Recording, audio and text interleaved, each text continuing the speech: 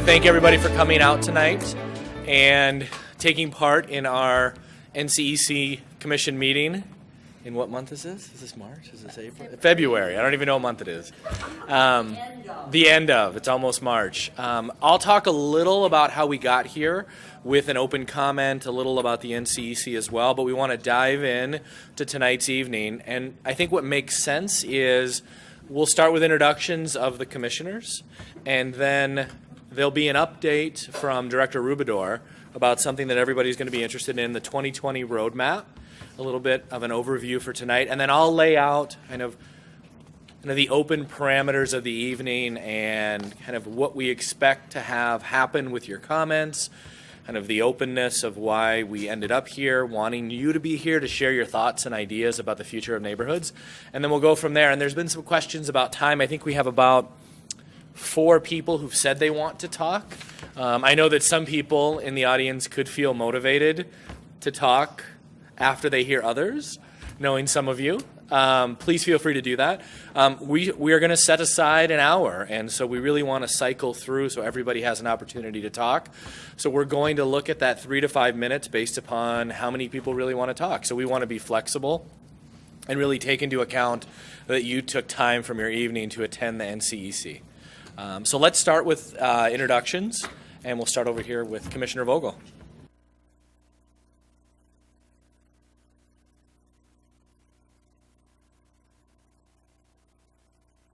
Press the button. All right. My name is Pat Vogel. I am an appointed commissioner. I'm also on the Logan Park Board in Northeast Minneapolis. And one quick thing about the timing. I know that there's somebody who can't make it here who will want to speak, but she can't make it here till 5:45.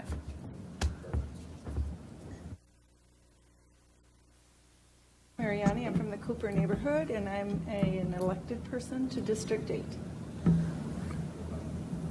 My name is Peter Eichten, and I'm an elected commissioner from District 7, and I live in Midtown Phillips. Jeff Strand, I'm an at-large city council. Jeff Strand, an at-large city council appointee. I'm also appointed to the NRP Policy Advisory Board and a secretary of the commission. Live in Shingle Creek in North Minneapolis. Thanks. My name is Raya Smiley, and I'm a city council appointee as well, and I live in the Carrick neighborhood. Nick Chickowitz, elected commissioner from District 5. We are currently in District 5 right now, and I live in the Bryn Mawr neighborhood, and my background of being involved in neighborhoods include working and being the chair of the Downtown Minneapolis Neighborhood Association, and then doing some work in Bryn Mawr as well. Hi, I'm Mary Dito Swinton. I'm a mayoral appointee, and I live in Lowry Hill. Hi, I'm Carrie Lawaji. I'm a city council appointee, and I live in Audubon Park. I'm Dennis Houle. I represent District 2, and I'm also the president of the Armitage Neighborhood Association. I'm Cheyenne Brodeen, and I'm with the Neighborhood and Community Relations staff, and I live in the Waite Park neighborhood. And I'm David Rubidor. I'm the director of the Neighborhood and Community Relations Department, and I live in Northeast Minneapolis. Before we move into Director Rubidor, I know that each of the commissioners has different ways to tell the story of the NCEC. And one of the things that I think is really important is to have these type of mission moments. No one knows this is happening, but I'm just springing it on them right now.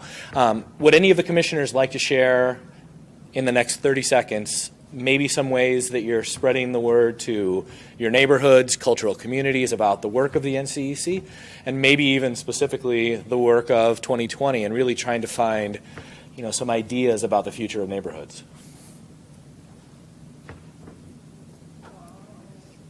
I just wanted to put him on the spot with an audience today, so.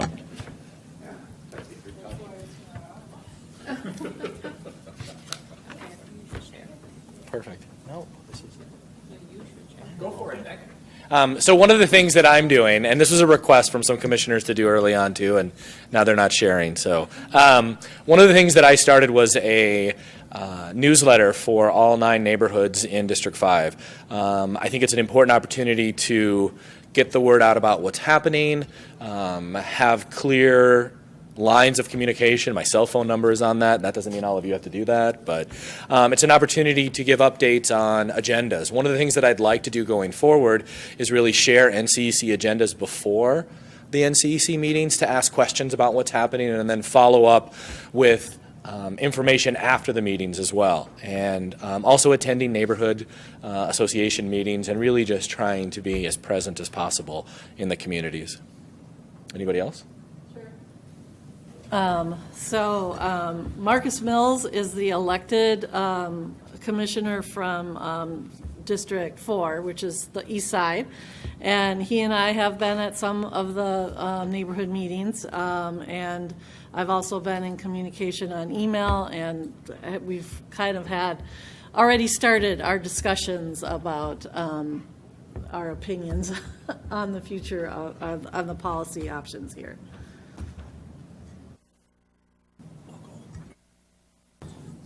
Jeff Strand at large. Okay.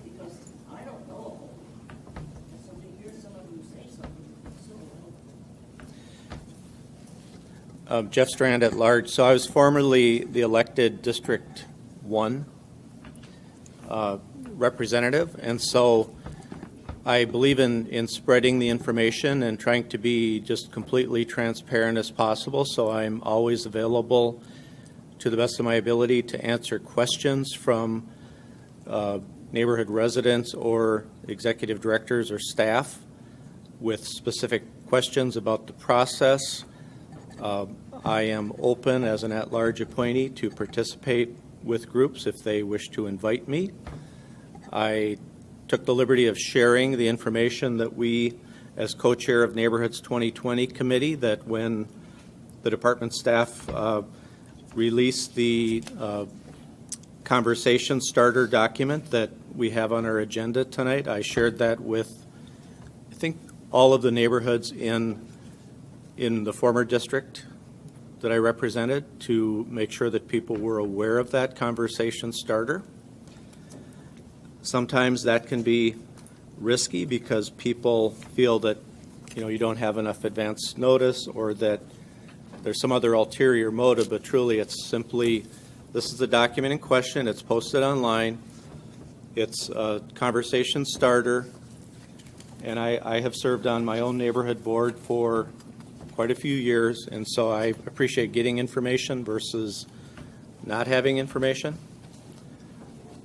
And I'm available if any other of my colleagues want to set up any dialogues in their respective districts. To be, as a former policy board member who at one time represented 31 neighborhoods in the former system, I'm happy to go anywhere in the city.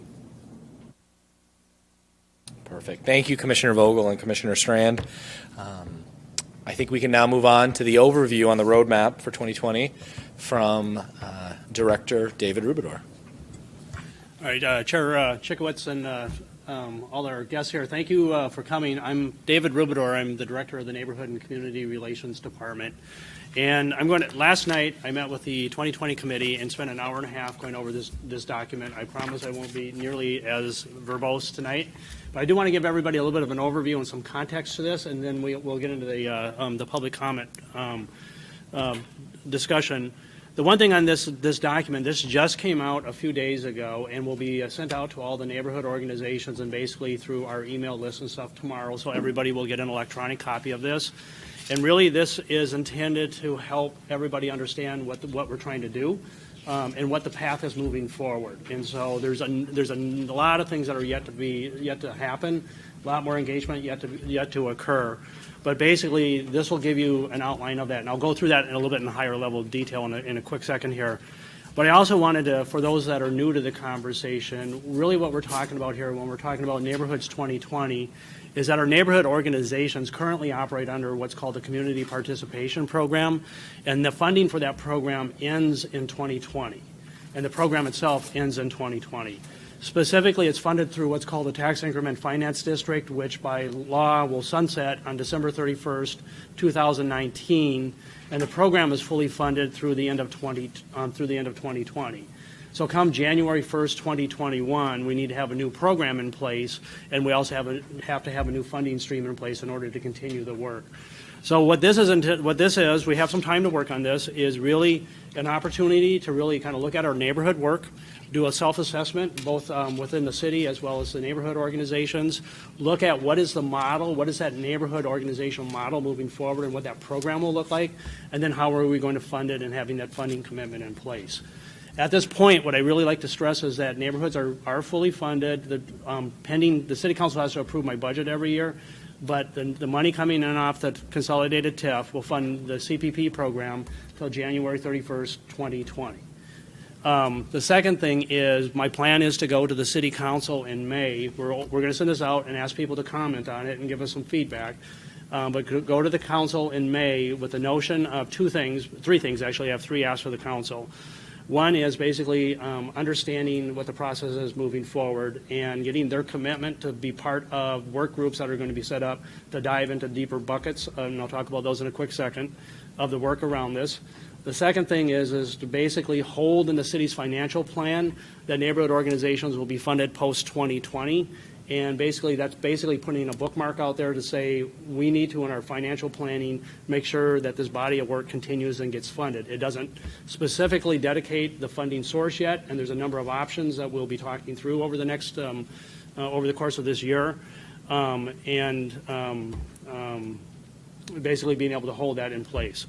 So those are I had three things I was going to ask the council. I forgot what the third is off the top of my head. But so those are the two main things I'm asking the council, is a commitment to basically participate in this process, because I want the electeds to be part of this as well as be able to hold in the financial plan that neighborhoods will be funded post-2020.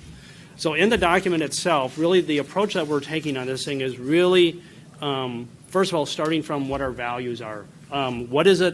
What do we value in this type of work? So if you see on the first two pages, page 1 and 2, that neighborhoods have been identified in what's called the Framework for the Future. And for those of you who don't know what that is, it's not overly important to know that right at the moment. But basically, the city has identified that neighborhoods provide a core city service, but we never really identified what that is. And so in this document is our first draft of what that core city service will be. And what it is. What do neighborhoods bring to the table and add value to the city? We all know this because we all do this work, but I think we need to make sure that we articulate this so everybody understands that it's not involved in this work.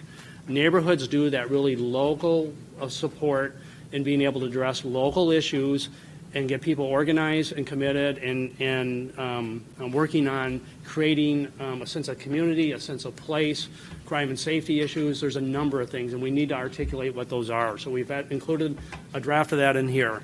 We've also included basically what our values are around here. We value grassroots organizing in the city, and that's a critically important aspect to neighborhood work, as well as we also value having a neighborhood-based engagement system in place. And so really establishing that. The next page, we get into what's called critical issues. So when the NRP program was first set up, for those of you who were part of it, back in the 1990s, Minneapolis was facing a lot of disinvestment, crime was up, people were leaving the city.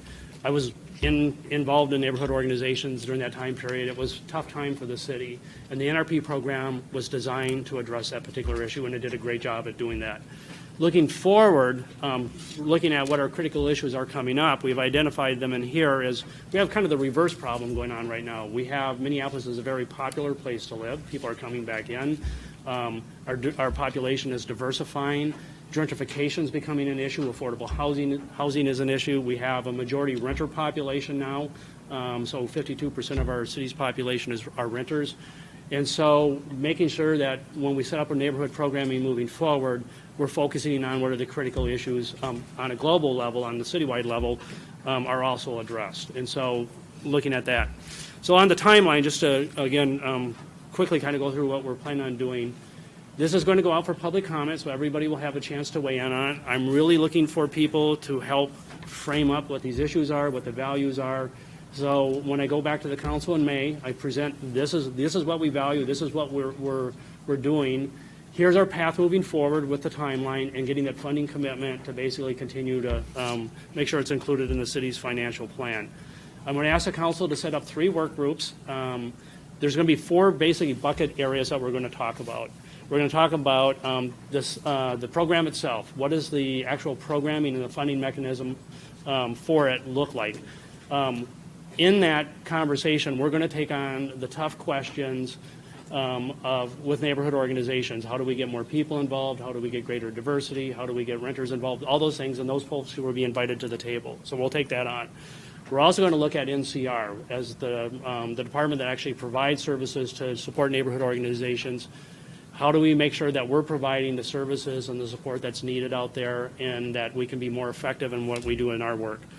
The third thing that we're going to look at is actually the advisory board. We have the Neighborhood Community Engagement Commission, and we have the NRP Policy Board. And is that really the right setup for supporting neighborhoods in the next decade? And so we're going to take that on as well.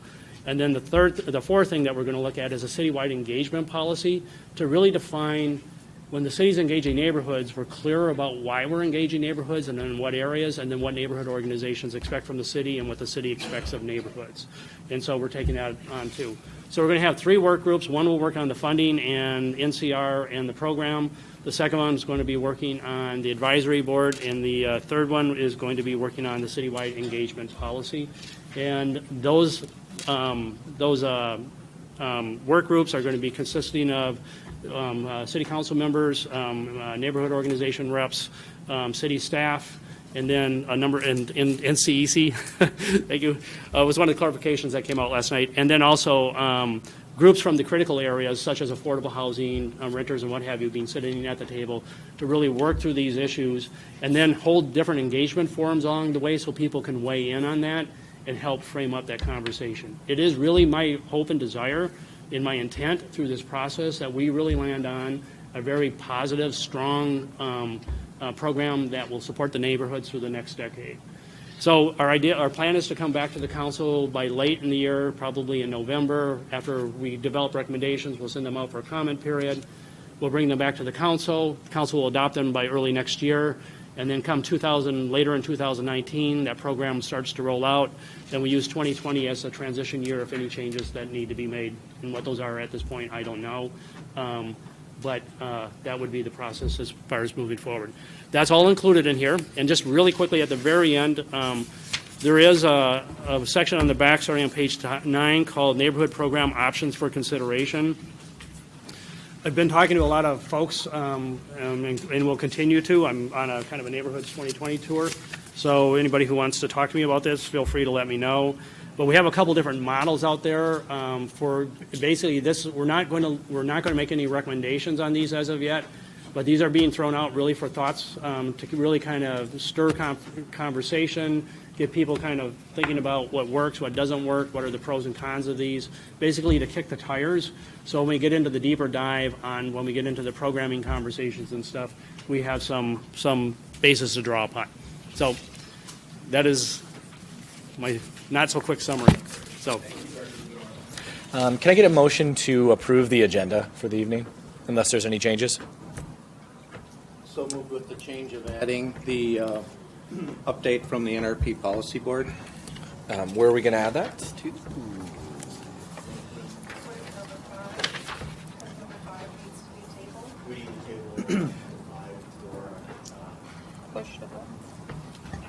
We need to table number 5 for an additional 2 meetings to finalize some revisions that we haven't finished. Okay, so we can add NRP Policy Board. Is this an NRP 5B. Policy Board update? 5B. 5B. Okay.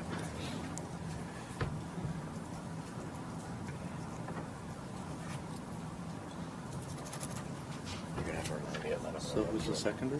Is there a second? Second. All in favor? Aye. Opposed? Perfect. Motion passes. I want to remind commissioners that we have the queue, and Commissioner Smiley will be in charge of the queue.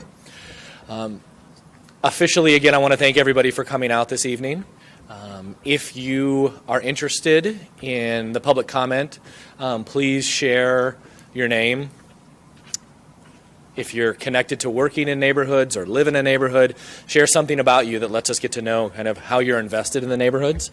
And the last thing I'll say is that the exec committee, along with the overall commission, felt that with everything going on, with so many discussions about neighborhoods and the future, and we weren't sure at the end of the day if we'd even have a policy roadmap, whatever we call it, brief to talk about, And so this was meant to be an open session to really share how you feel as residents, as employees, as individuals in the public about neighborhoods.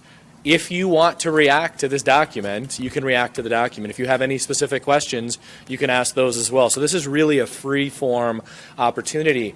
And that was a part of the discussion that we had as a commission, that we wanted this to be a step in the process in terms of not starting with you reacting to a document. This is your opportunity to talk about what you value in your neighborhood, what you value in terms of advocacy. What would you like to see in terms of the future of neighborhoods, or something along those lines. And so there's a lot of freedom that you have, and we really want it to be individuals sharing their thoughts in a productive, respectful manner, but also reacting to each other's thoughts as well. And you're in each other's conversations or in each other's presentations, and it doesn't have to be a formal presentation, in each other's comments.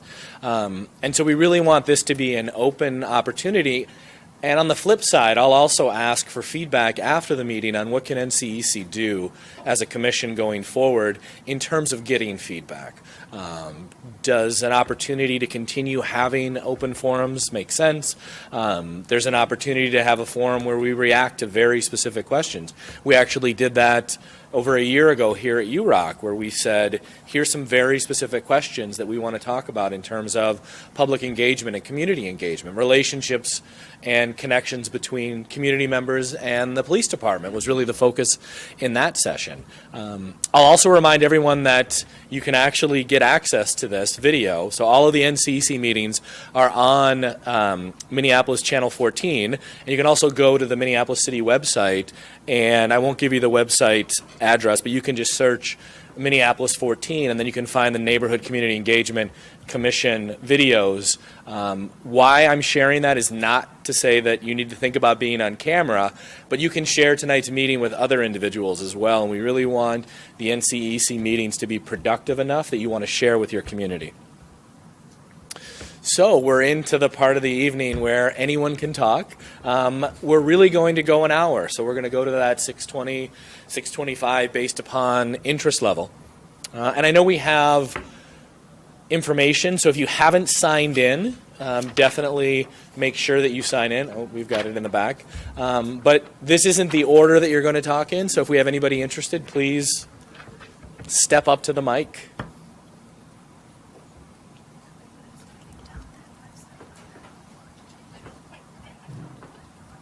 Commissioners, city staff, and Minneapolis residents. My name is Amanda Winterer, and I am a local realtor in the Twin Cities. I'm a landlord in Northeast Minneapolis, and I'm also on the Bottineau Neighborhood Association. I serve as the group's treasurer and recently lived in Bottineau for the last 6 years. Thank you for the opportunity to make this statement. Bottineau Neighborhood requests that the funding structure and levels of funding remain the same for all neighborhood groups for the foreseeable future. The Citizen Participation Program has worked well for the past 8 years. For example, Bottineau has established neighborhood priority plans.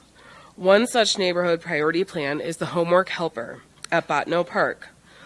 After some Somali parents in the community asked for the help with homework for their kids at a community meeting, our neighborhood got busy and set up coordination of volunteer tutors to help all students get science, technology, engineering, and math help at our park. Another neighborhood priority plan implemented is Crime Solutions, and that works with the police to track crime trends and react with organized volunteers when shots are fired in the community or other crimes are committed. We have many examples of this type of outreach conducted at our community's request. Bottineau Neighborhood Association also requests that the community innovation funds be expanded and used more. Bottineau Neighborhood Association was a recipient of one such community innovation fund grant and put it to use studying air pollution around the Lowry Bridge. And that leveraged an additional $500,000 in Minnesota Pollution Control Agency air monitoring that is currently being conducted on the Mississippi Water Management Organization rooftop near the Lowry Avenue Bridge. As a matter of neighborhood tradition. A pumpkin carving is held at the park every fall, and a Bottineau neighborhood and Mississippi River cleanup is held every April in honor of Earth Day. This year, as part of Green Zones in Minneapolis, we were able to offer 25 free trees to the community to help remediate air pollution and improve the tree canopy in Bottineau. Thanks again for listening to our request. Thank you. Thank you.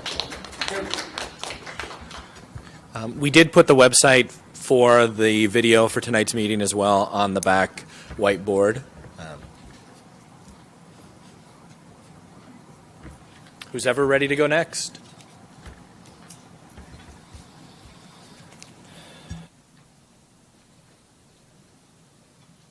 We're going to tag team this one.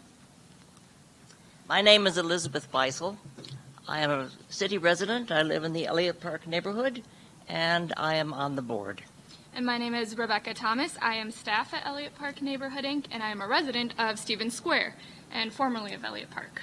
And we are teaming this because this is a conversation. I don't know about, I'm sure all of us in neighborhoods have conversations.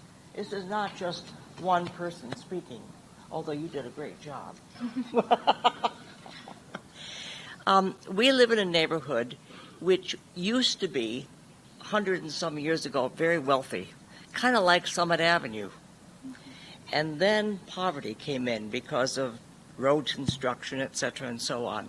And if, for those of you who don't know, Elliott Park neighborhood is not just a poor neighborhood. It was for 70 years. Poor, poor, poor. My God, no longer. And that's a real concern. We have a stadium which I have to tell you I hate. I hate the stadium, and I'm so glad it's there. And both are true, because Elliott Park would not have the opportunity for growth without that. We now have people coming into Elliott Park that have not ever been there before. We have people renting. We have a lot of people renting. We have people owning. We have enormous opportunity. Speak, Yes. woman.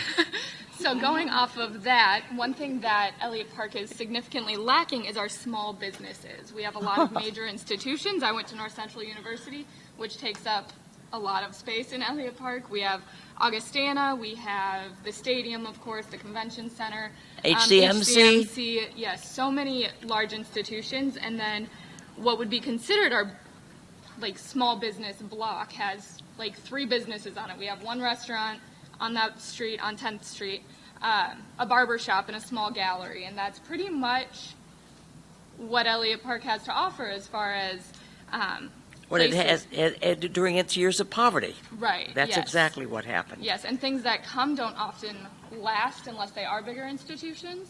And that's something that we're definitely working at Elliott Park to change. We have a small business class through the Neighborhood Development Center out of St. Paul, with hopes that that will bring in small business opportunities. And you all know about Finnegan's Beer? Yes. Anyone here who does not know about Finnegan's Beer? Look them up. You don't know?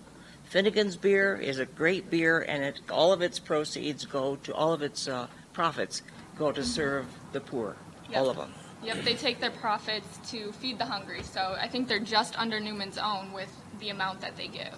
And they're building a brewery right across from where we live. Yep. The place is growing exponentially. Mm-hmm. We just need you to know that we are also absolutely committed to caring for the poor. That does not mean taking care of them. That means providing opportunity for them to grow, to develop, to change, to do whatever it is they want to do.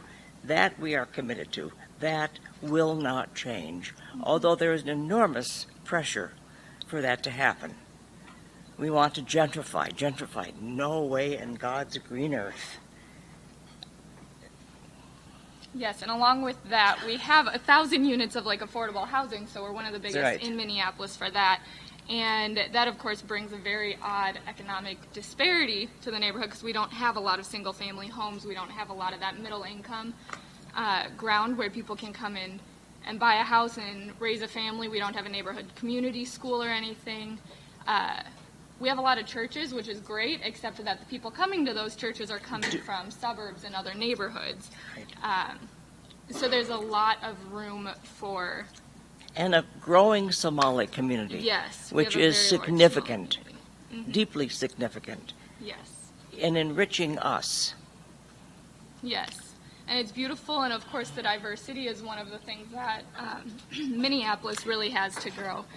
Now, here we are, 79, 25, and we live in the same neighborhood, we work in the same neighborhood. It is We get along magnificent. very well, We get clearly. along very well. Looks like you're about to do a song and dance routine right now too. I don't know. We didn't rehearse it, but That's- Well, It happens. if my legs were 20 years old, I could do that. my but- legs are 20 years old. They can't do that. So it's okay.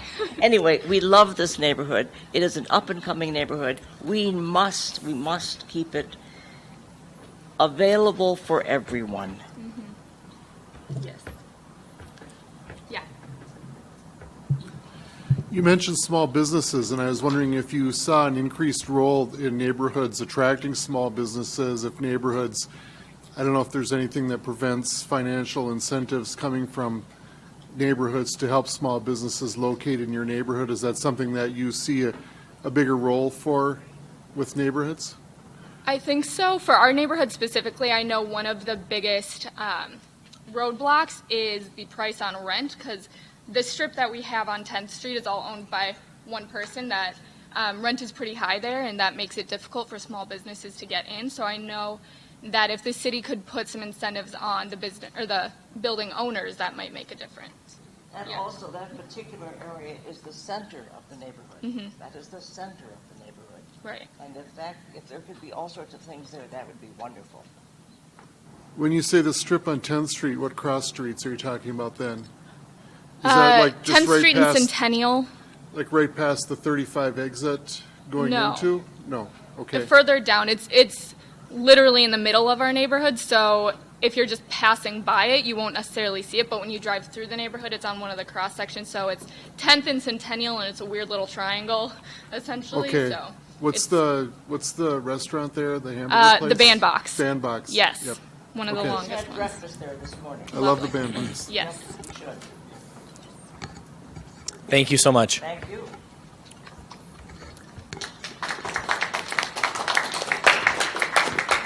And congrats to Elliott Park with your new executive director as well. And we want to thank Lynn for all her years of service to the community, your outgoing executive director. Right. I was just thanking her. I was thanking, Vanessa. I was saying welcome, Vanessa, and thank you, Lynn. So, no. I just know the neighborhood. So, who else do we have?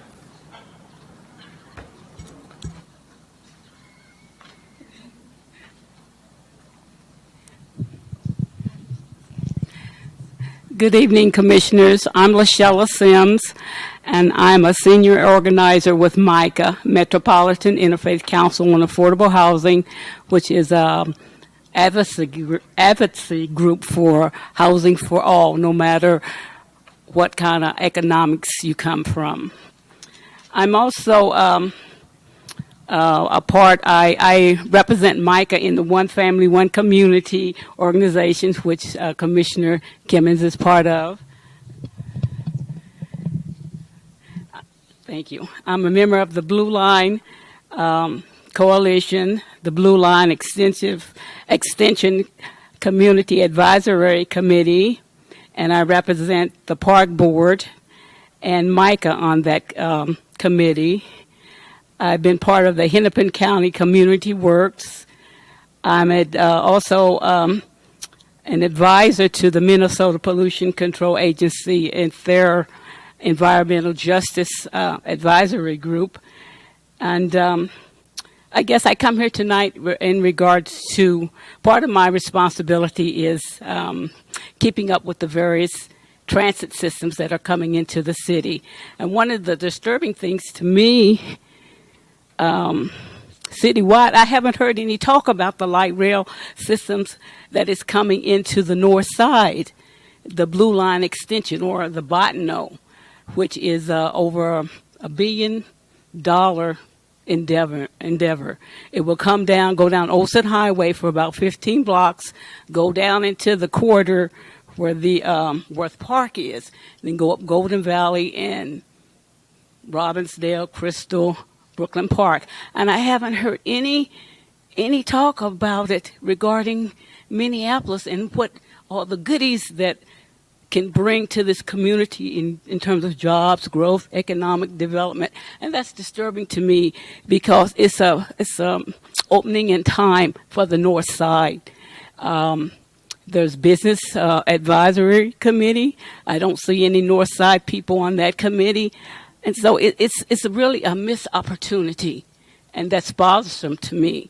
The Park Board, the city, and the Met Council, there's also an opportunity for them to collaborate regarding uplifting this community. And so one of the things I would like to also know is how best to communicate with you all in terms of relationship building and bringing this information to you all, getting you all's input and things like that. So that's why I'm coming tonight to find out how best to communicate with you all other than standing in front of the microphone. We should be having meetings together, strategizing and things like that. So I thank you and appreciate you for this opportunity. Thank you. Thank you. And I think one of the goals tonight is to reintroduce the NCEC as well. There's a lot of discussion here, and we're talking about neighborhoods, but in terms of what role can the NCEC play, I do think building partnerships and collaboration is a big part of. We want you to know that we're here, and there's been conversations since I've been on the commission now for 2.5 years of, well, who are you? How can we partner with you? And I know that everyone here on the commission is dedicated to being that entity that's out there, building those connections and having those meetings and being part of different community activities. And so that's one of the goals. Hello, everyone. So, if it wasn't for neighborhood associations, I wouldn't know most of the people that I know in here.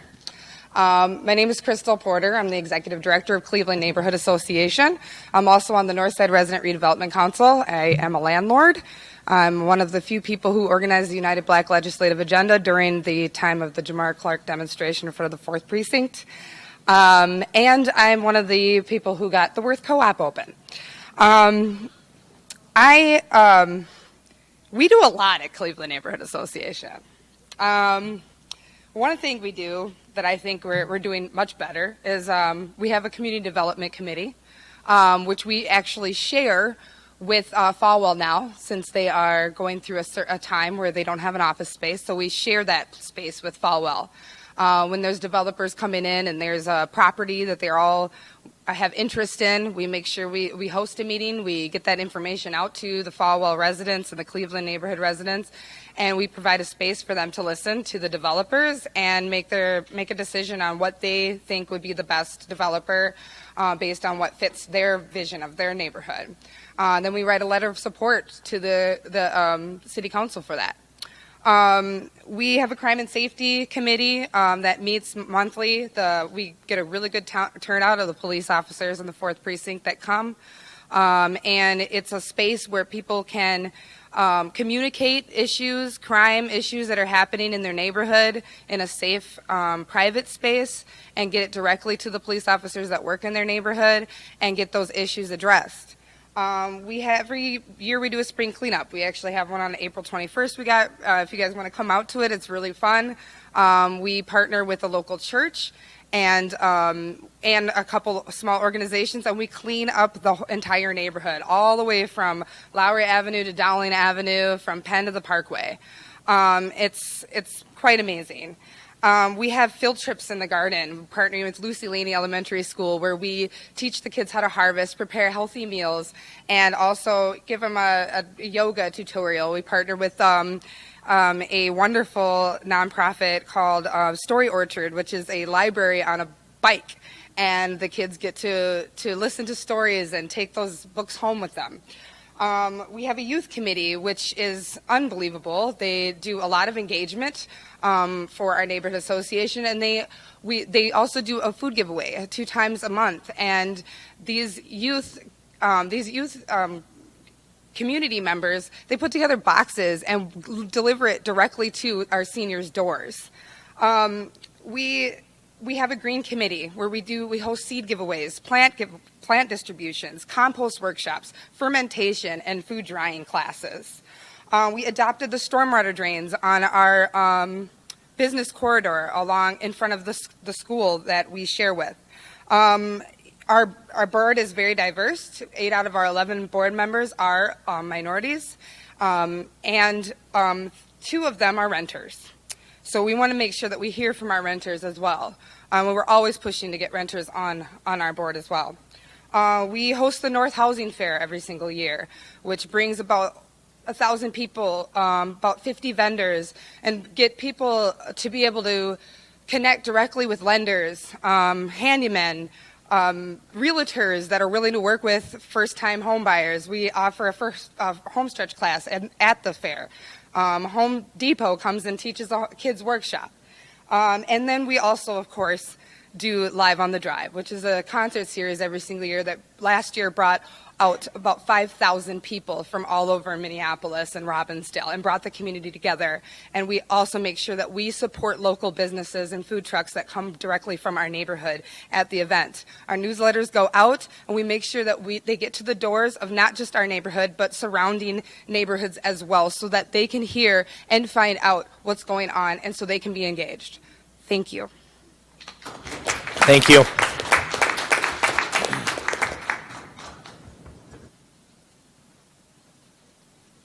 Hi. My name is Kelly Skumatz, and I am the owner-operator of a tiny little community cafe and coffee shop called Serendipity Spot. I didn't expect to be here lending public comment, but thank you for the invitation to speak from the heart and share what's going on in different nooks and crannies around the city, because I didn't know what I would stumble into. When I asked the McKinley Community Neighborhood Association if I could lease some space and open up a coffee shop, and they said yes. And some people in the room know that they were saying yes in a time of a little bit of darkness, and they needed to pull back resources and programming because of some leadership troubles. So the timing was perfect, it was not intentional, and it's turning out to be quite an eye-opening and inspiring experience because the doors are open for public to come in, hang out, have coffee in soft, comfortable chairs, converse, conserve on their own time with no ideas in mind when they come in. So that's, I'm spending 42 hours there just sort of organically talking with people around town, and these wonderful things have come up, and it's inter-neighborhoody. So knowing a lot what's going on between Cleveland and Falwell and McKinley and Hawthorne and Jordan, we are collaborating, and it's not bound by the neighborhoods as they've been assigned by the city. So it's been pretty cool, and I guess what I want to do is just invite the commission and anyone else in the room to come and see how it works as sort of a social enterprise model, to maybe meet with some public funding, maybe some of this pooling together of different things. And what's happening is that people can get to know what's going on with it having to be a formal agenda about crime and safety, about housing, about litter, whatever it might be. But that happens in the end. It's kind of the flip side of getting around to it. So thanks. Thanks. So, I got a question for you. Yeah. So what are your hours? I'm open. Sundays 9 to 3, Monday through Thursday 7 to 4, and that's open to change. But right now, resources, it's a one-person show. Cool. So when did you open? I opened September 24th, 2016. It's been almost a year and a half. Okay. And you're making it?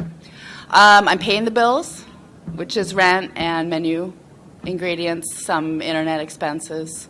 It's breaking even. I'm not paying myself, but with positive feedback and connectedness, I am. And what's your address? 3300 Lindale Avenue North. In Lindale. Okay. Thanks.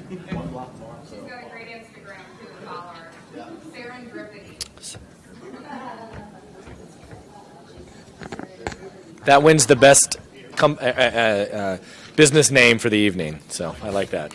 I like that.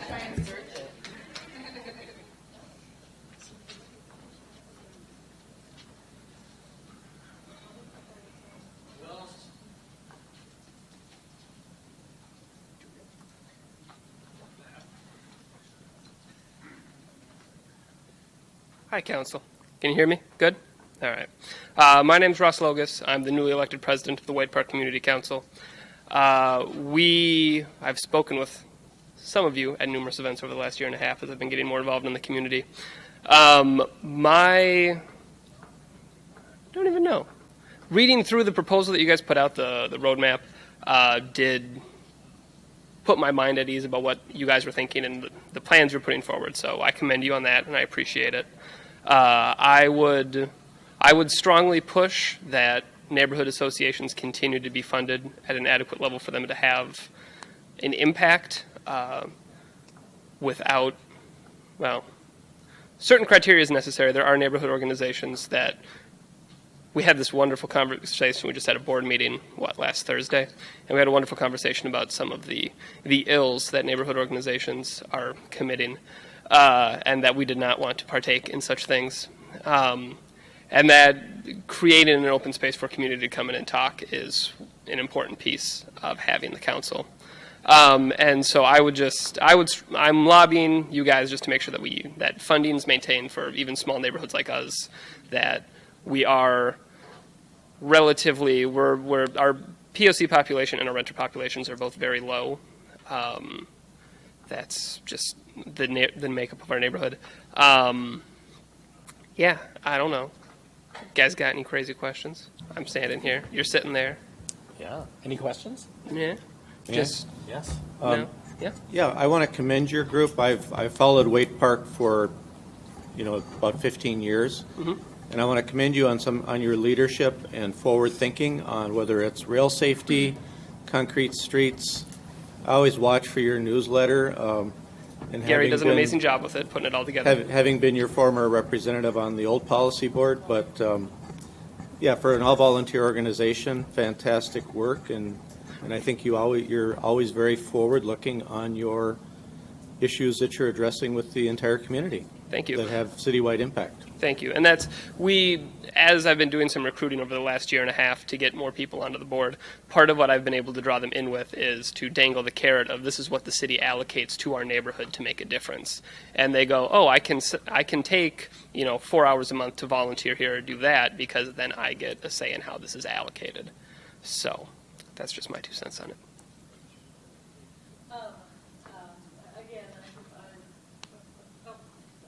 Sorry. I'd like to briefly respond because I know of which you are referring to. Logan Park, the day before Waite Park had a meeting, had a little bit of a contentious meeting, and it got out in the Twitterverse, and it was misrepresented.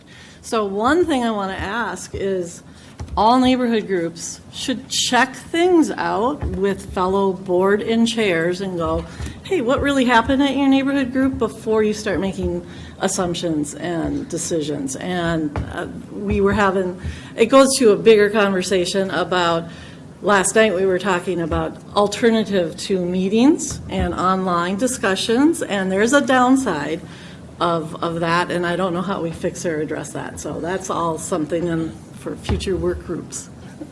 And Commissioner Vogel was referencing last night's 2020 committee meeting, I think, correct? Yes. Yes, okay. Cool. Yeah. I make it a practice not to spread things in which I'm not entirely versed on. There are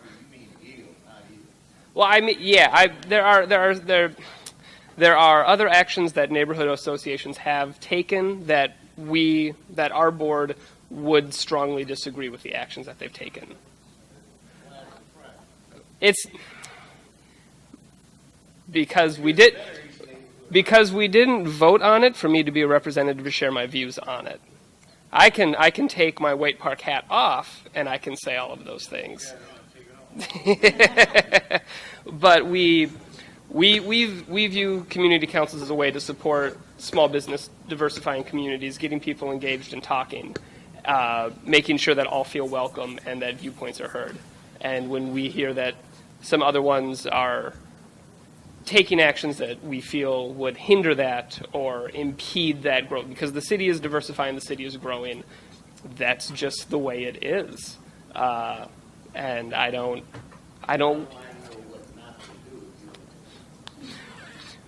Commissioner Vogel, I think Commissioner Vogel had a comment. Thank you, David.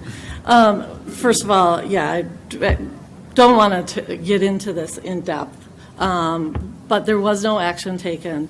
And basically, there was a conversation. There's many of you neighborhoods are going to feel this. Elliott Park, you talked about gentrification. And there's, when bars want to stay up till 2 a.m. that are already in an area where there's tons of traffic and congestion, that becomes a livability issue. And it's an area that we're all going to have to figure out how to navigate as we grow and diverse, as we are. So. There was no action taken. I want to be clear on that. The people who were proposing the liquor license read the room and decided all on their own that after listening to the level of congestion that occurs and also cars are getting crashed into, et cetera. So there was an interesting neighborhood discussion is how I would describe it. Yeah.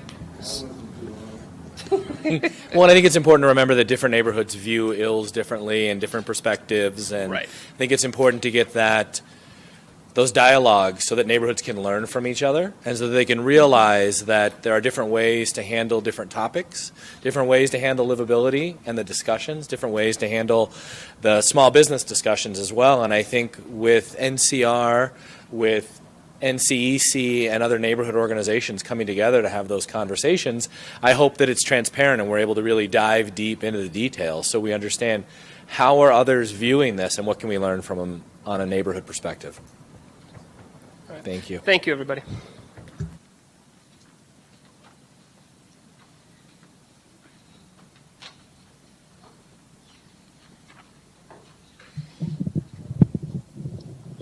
How's everybody doing tonight? Good. Woo! So my name is Michael Malone. I'm on the board of the Whittier Alliance, and I'm also a community organizer with Heritage Park Neighborhood Association. First, I want to thank everybody here for attending and listening to people and giving their, voicing their opinions, and also, obviously, for the commission to actually listen to them. So I want to start my question, which hopefully I will keep short, by going back to the Community Connections Conference. There was a session hosted where the people who attended broke out into smaller groups and were asked specific questions around specific issues that were seen as important to the city. The group that I was a part of tackled how we would, through policy changes and recommendations, try to improve not only equity and representation on community boards, but try to fulfill the common theme that you see from this framework, promote and celebrate diversity in the neighborhood, and then in the value statements, equity and inclusion of all residents being the aspirational goal. So my question is, what is practically going to happen to empower neighborhoods to see and fulfill their own equitable goals? You hear a lot of lip service about everyone wanting equity and diversity being a good thing, but it's a lot more difficult to enact on the ground, as I'm sure everyone will agree. Last night at the Neighborhoods 2020 meeting, we discussed the fact that neighborhoods representing their constituents is a universal goal. People don't set out not trying to be equitable and represent their neighborhood, yet it's harder to do when you're actually going through the process. And so not having seen many of the goals and tangible proposals, recommendations that would achieve this, respective of each neighborhood, I'm curious what will be enacted in the future. And I don't need to take any questions, but I will be following the process very closely, and I hope to see some movement in that direction. So, thank you. Thank you.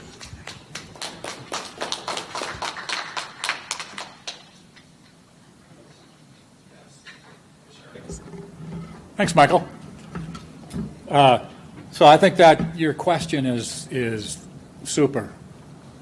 That's a great question, and it's a question that NCR and NCEC both take very seriously. And hopefully what's going to happen over the next year, year and a half, 2 years, is that exact topic and this is going to be on the table. And we're going to come to you, and we're going to come to all the neighborhoods, and we're going to ask, what do we do to make this happen?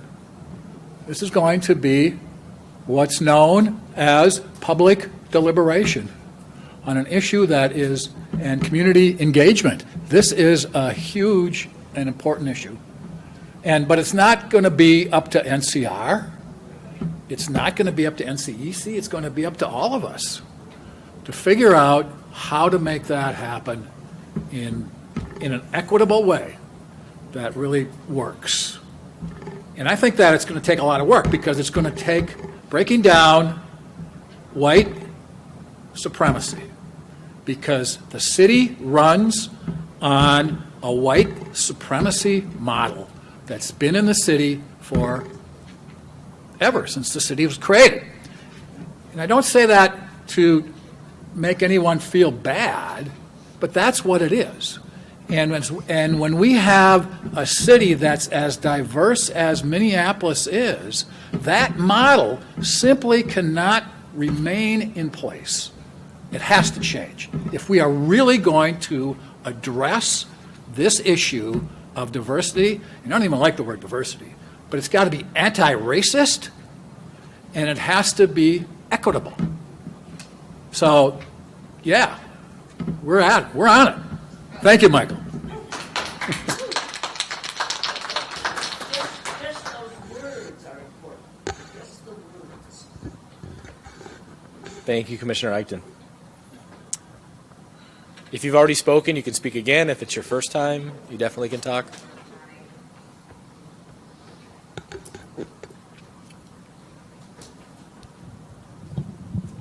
Hi, my name is Jonathan Healy. I'm on the board of Cleveland Neighborhood Association. I'm the chair at this point, and I chair the couple different committees, and I'm also a policy wonk. I've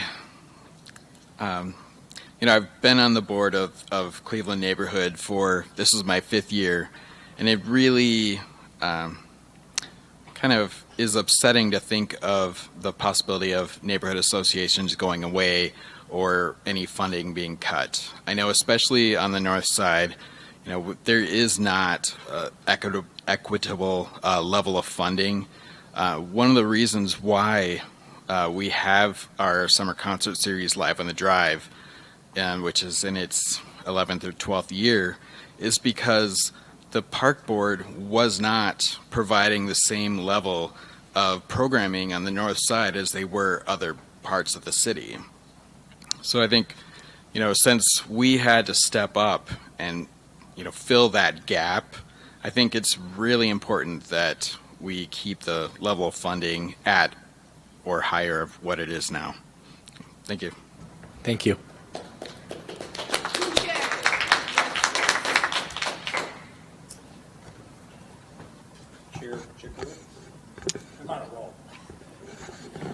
Commissioner Eichten. All right, we all agree with you.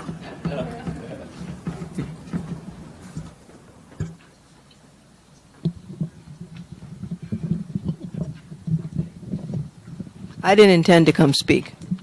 My name is Nancy Prismas, and I'll speak as a Wyndham Park resident rather than my staff position in Botno.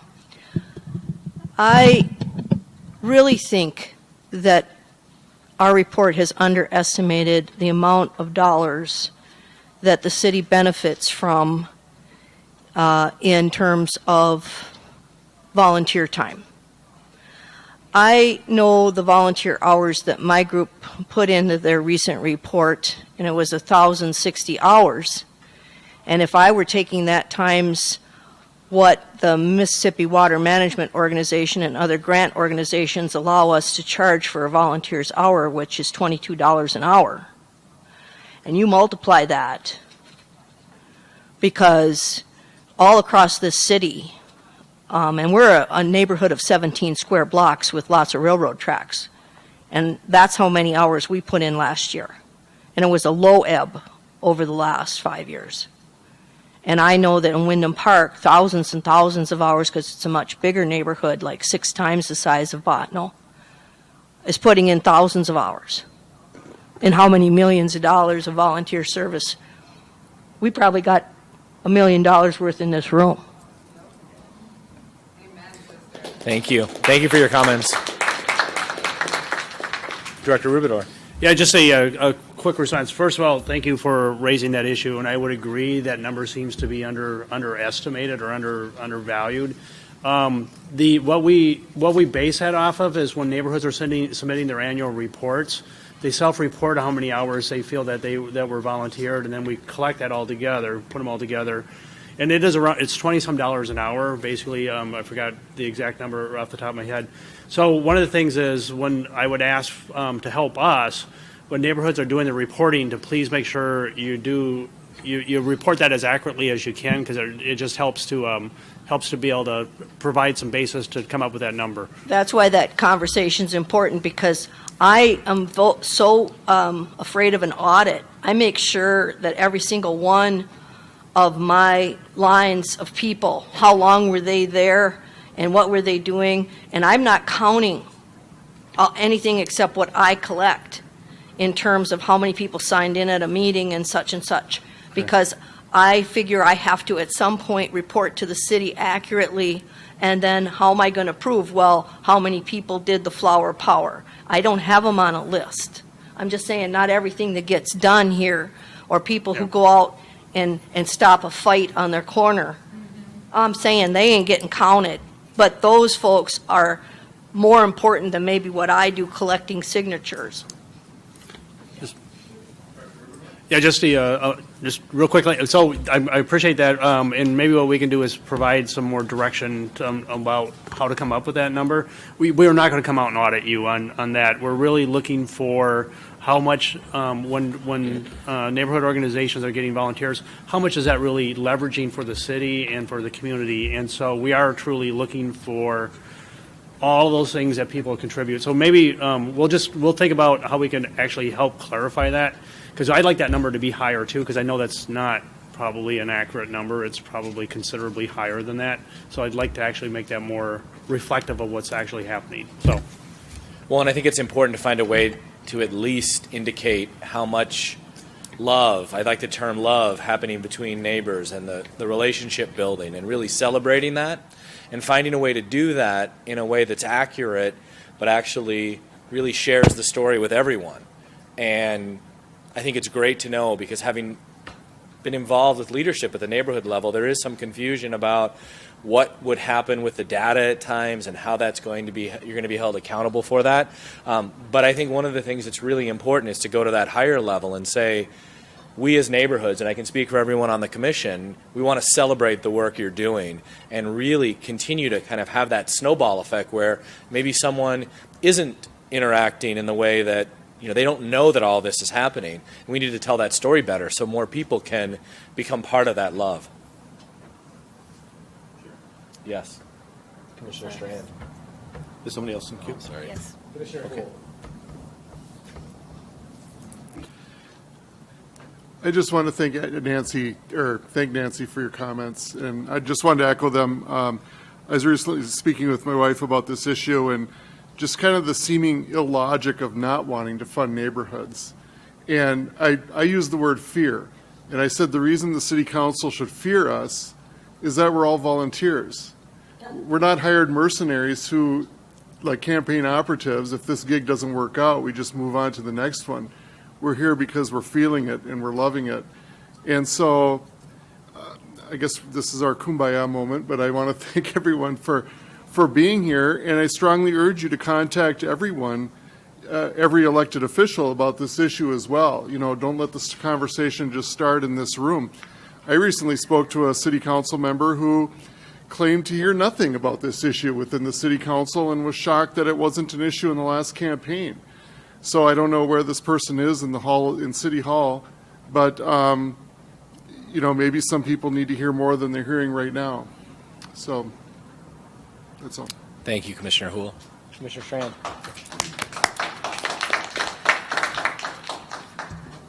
Thanks, Chair. I'd like to respond to Mr. Malone and just make sure that he knows that the valuable information that was gathered at Community Connections Conference, all of the commission and committee members have all of that original source data from the sessions, and it is being used to inform the Neighborhood 2020 Committee, which, by the way, the next meeting is Monday, March 5th, 5:30 p.m. at Crown Roller Mill. And just as the public members who attended the last meeting, it was very organic. And so, while I may have said as the committee co-chair that guests wouldn't be able to vote if votes were taken, but certainly it's a welcoming atmosphere, and we welcome the residents and public attending. And we will be getting into funding structure, equity, inclusion in the next 2 work sessions. Thanks. Thank you, Commissioner Strand. Did we have anyone else who was going to, in the interim, Commissioner Houle? I have a quick question for my own information. So everyone got a copy of the roadmap this evening. So when do we start hearing citizen input on the roadmap? Thank you. This will go out, it's we send out tomorrow, basically through all the organizations and our email list. And so public comment opens up right away, and I forgot the closing date for it, but it's the end of April. Or excuse me, end of March. No, end of April. End of April. We're going into March. It'll be into April. Sorry. So by public comment, we're looking just at online commentary, or is there going to be meetings? With people can submit comments however they want, and then also, as Jeff was mentioning, Commissioner Strand was mentioning, the 2020 committee is available as well. They can call me. I'm actually going out and meeting with a lot of people right now as well. I'm happy to go out and talk to any groups that would like to talk about this. So, and I would ask the commissioners to make themselves available to do the same. Okay, because I hope people will take part in the public discussion of this, because even though we can read the online comments, Director Rubidor will tell us what he has heard and read, but it's really hearing from all of you is so much more, I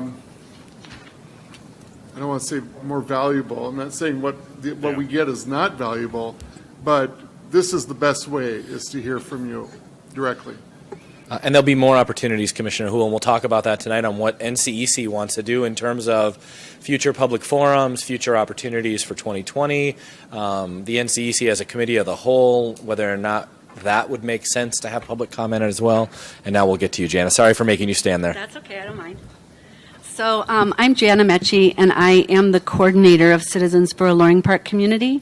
I also have been involved with Midtown Phillips over the past 20 years, actually. I was the chair of the Weed and Seed Initiative, which was a pro-safety, anti-crime initiative that was focused in from youth development through crime prevention to reentry initiatives.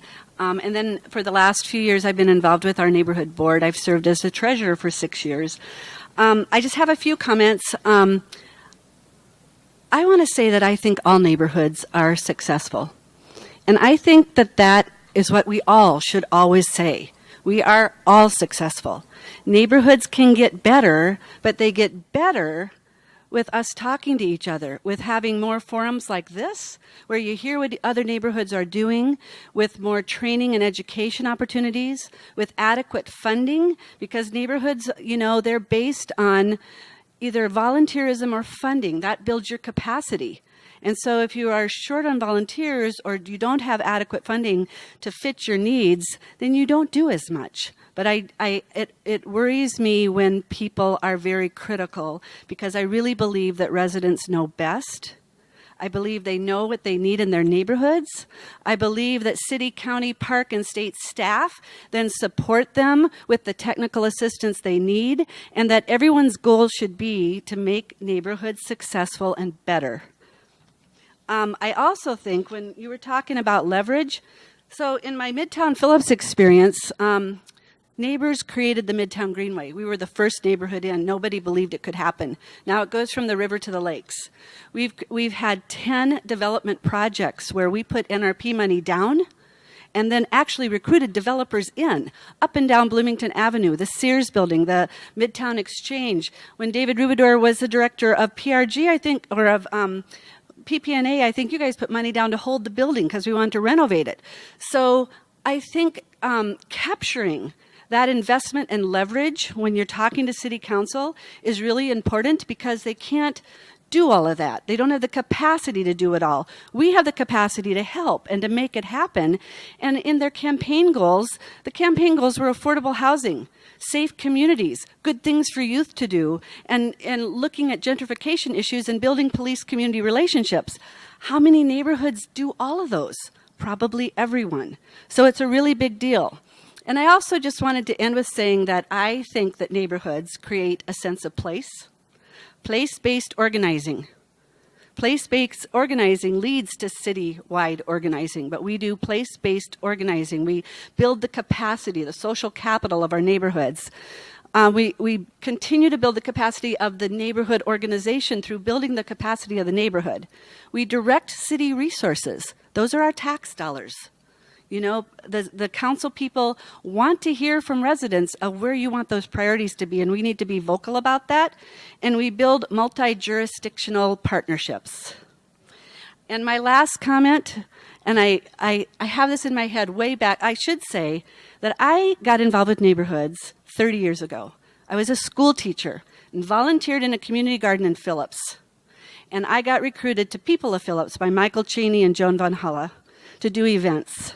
And I fell in love with neighborhoods and getting to meet my neighbors and all the folks in the neighborhood. And we would do these like powwows that were multicultural, and it was just incredible. And I met lifelong friends that way.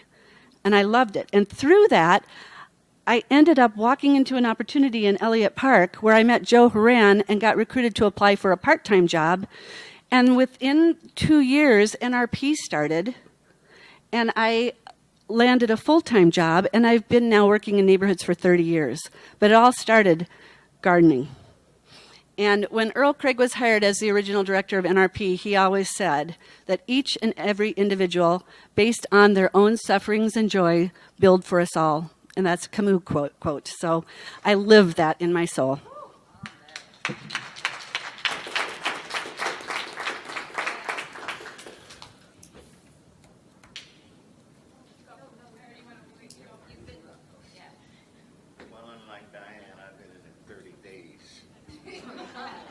Cleveland neighborhood, but the meetings I have been going to, there's something in the air that in the room that puzzles me, and that is that there's a big fear among the people, from down to the chairman down to the executive director to all the players, and that is, will they cut their funding? And I don't know how much you care about that, but I think that's important for them to do their job. If you have to sit around and worry about, let me see, if Xcel Energy is going out of business next week, what am I going to do? And that's the same type of atmosphere I've been watching since we've been there. And I don't know what you can do to make them feel more comfortable, but I'm quite sure you can do something. You're in charge, right? Right? Oh, y'all don't know? That is a really deep question. Peter. No, I'm kidding, Peter. Well, no, I just want to bring that up and let you know that point. There is some fear among the troops. Right. And I think for people who are engaged in their neighborhoods, whether it's on the commission or individuals involved in their neighborhood association, we're all hearing that. We're hearing that there is that fear of what happens next and how can we address that, and how can we take that fear away and really make it a productive space where individuals can really help their neighborhoods grow and you don't have to worry about specific funding opportunities. Commissioner Eichten. I'd like Director Rubidor to address that, because I don't think there needs to be any fear. Director Rubidor. I did have my hand up to address that. I would agree, and thanks for those comments. I appreciate that, and hearing, and I've heard that too, that people are really concerned on that. That's why even tonight when I was starting to talk, I was leading with the program, the funding for the program, is in place through the end of 2020. The council still needs to approve that on an annual basis because that's the way this program is run since its inception in 2010. But the funding stream that funds it is in place, and we have a very pro-community engagement council that has come on board. There's no talk right now about cutting funding for neighborhood organizations. I have not heard anything about anything on that at all. So the funding's in place, again, pending council approval on an annual basis, which is normal.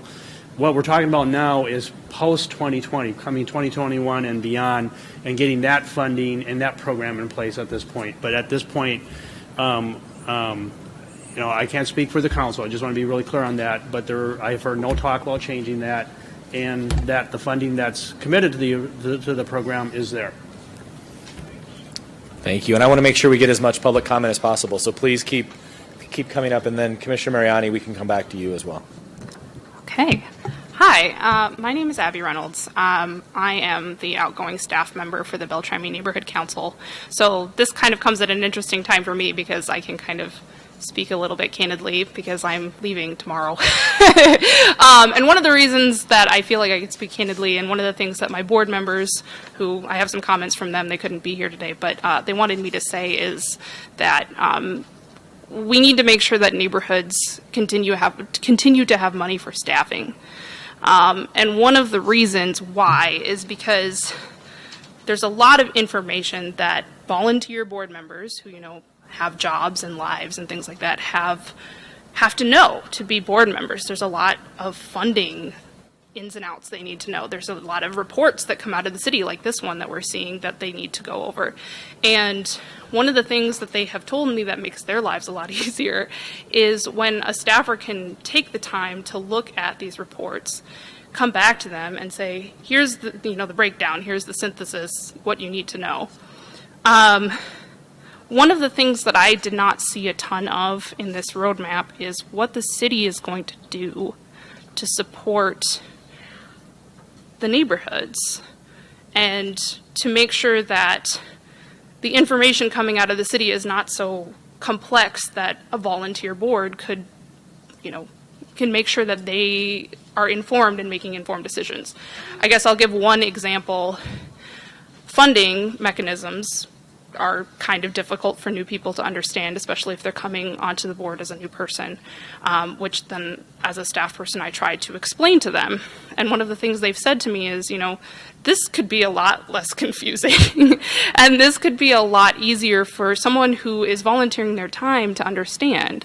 And I think this is an issue, if we're talking about being inclusive on boards, we need to make sure that the information they need to know to make informed decisions is something that they can, study up on and learn in a couple hours a week because, most of my board members have 40-hour-a-week jobs. They're people that have lives and things to do. So when I am bringing them information about their contracts, I need to make sure that that information is correct. And half the time I will go on PlanNet and the information is not correct and it's not updated.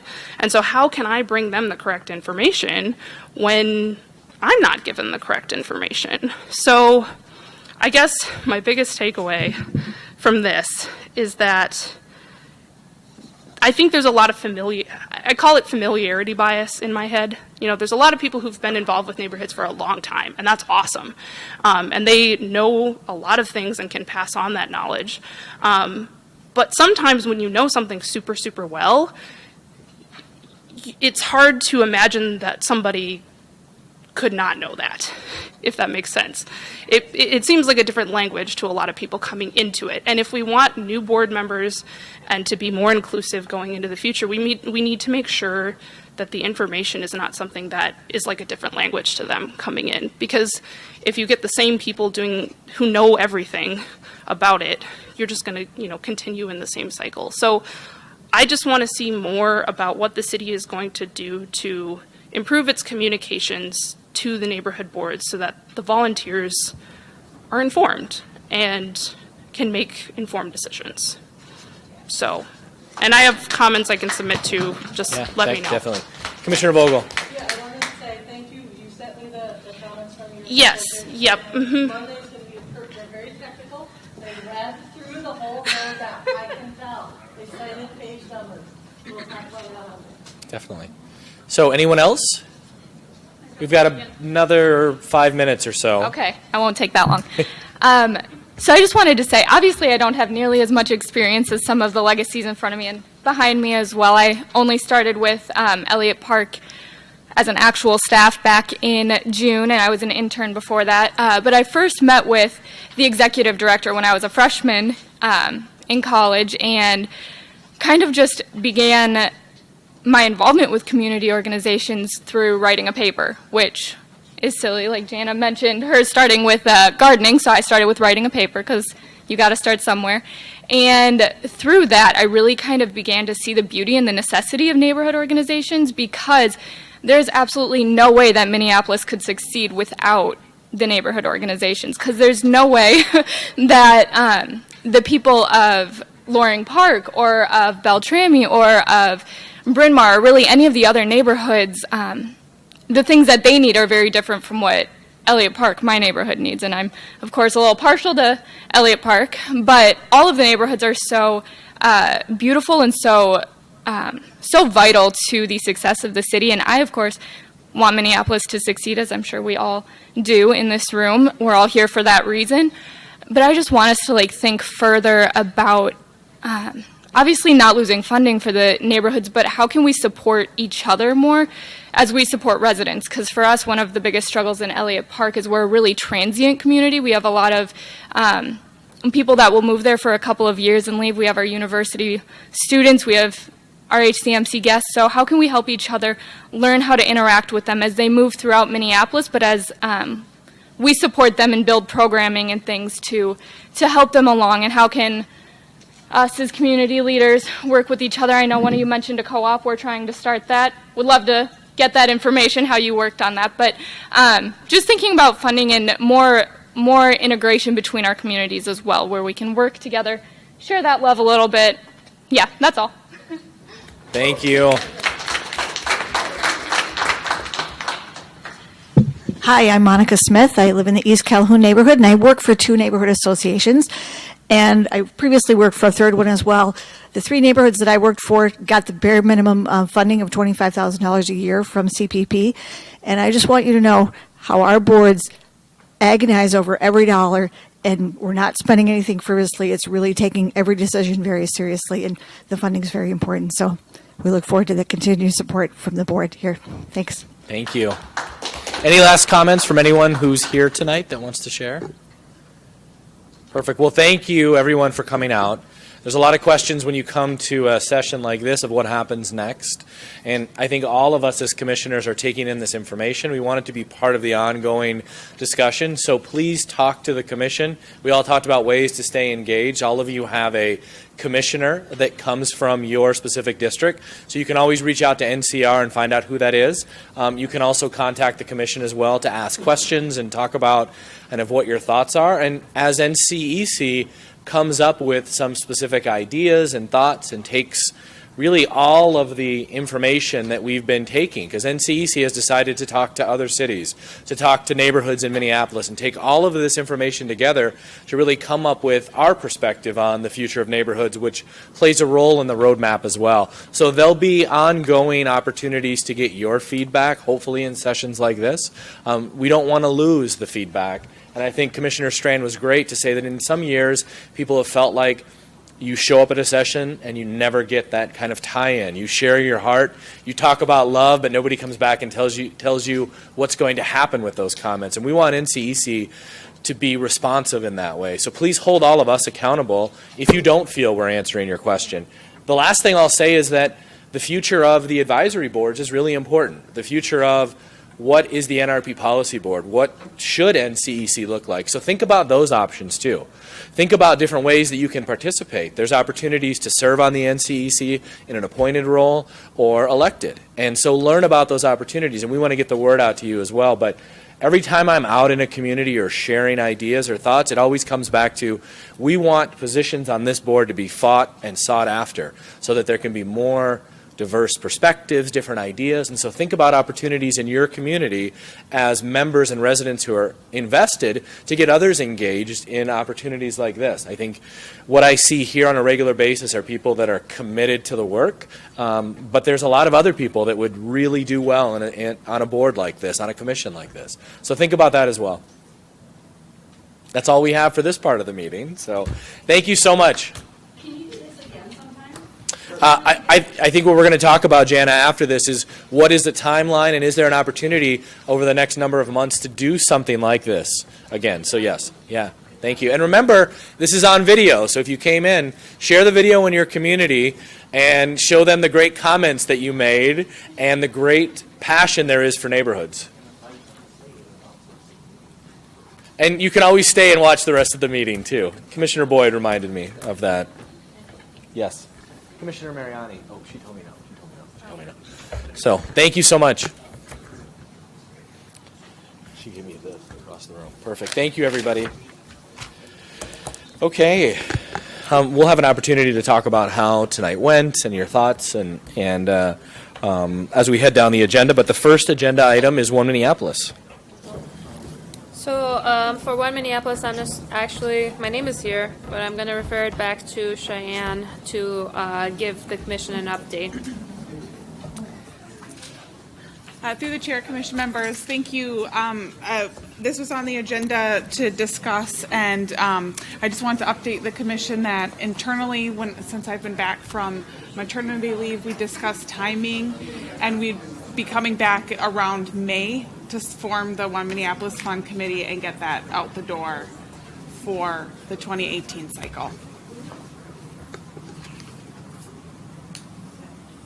And we were remiss not to welcome you back officially, so welcome back, Cheyenne.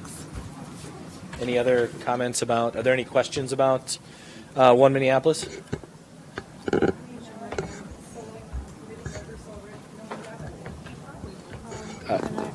Yeah, Commissioner. We did originally, by originally I mean several months ago.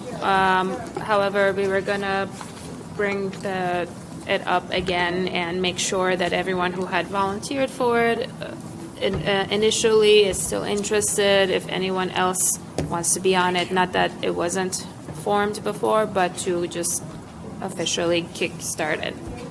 For sure. I think it's kind of a reassessment to make sure everyone's on the same page.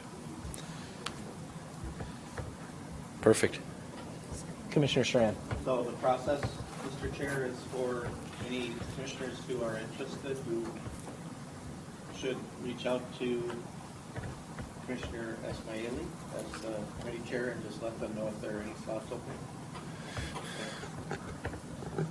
And it sounded to me like there had been some discussion, so there may be some opportunities to serve. And so we will update next month on where we're at with that. I know that there's an update on number 5. So can we get the bylaws committee update officially so we all know what's going on? As co-chair, I'll be glad to. So on that one, what I'd like to do, because the committee members have had some discussion about a final wrap-up meeting, we did have, so as co-chair with Commissioner Boyd, I'd like to suggest that because of some need by members to have a final wrap-up meeting, that I would move to lay that item on the table to the March meeting in order to allow the bylaws committee to meet through that meeting and wrap up, make the final wrap up. So we're going to request a meeting doodle assistance from the NCR department staff so we can have confirmed attendance. So again, I'd move to lay it on the table to the March commission meeting. And I don't want to specify the number of meetings because that could be left up to the group. Right. But Commissioner Strand, me and Commissioner Mariani have discussed and have also last night have made a suggestion to you that we should have at least 2 more meetings so we can go over the revised sections that we haven't worked on yet and then wrap up the final section so we can be prepared for the March rollout. Thank you, Commissioner Boyd. I think from the Commission's perspective, an update on what you're thinking and what the plan is makes sense. And it doesn't need to be officially 2 more, but as long as you tell us what you want and what's needed, I think there's support for that. We were concerned we'd have 2 short meetings rather than 1 long. Perfect. Thank you, Commissioner Mariani. Commissioner Ismaili. I have a question, and it might be my memory is just not serving me well right now. I thought that we did amend the charge of the bylaws committee for a very specific date, and I'm wondering how this delay will affect that charge and whether or not that will need to happen again.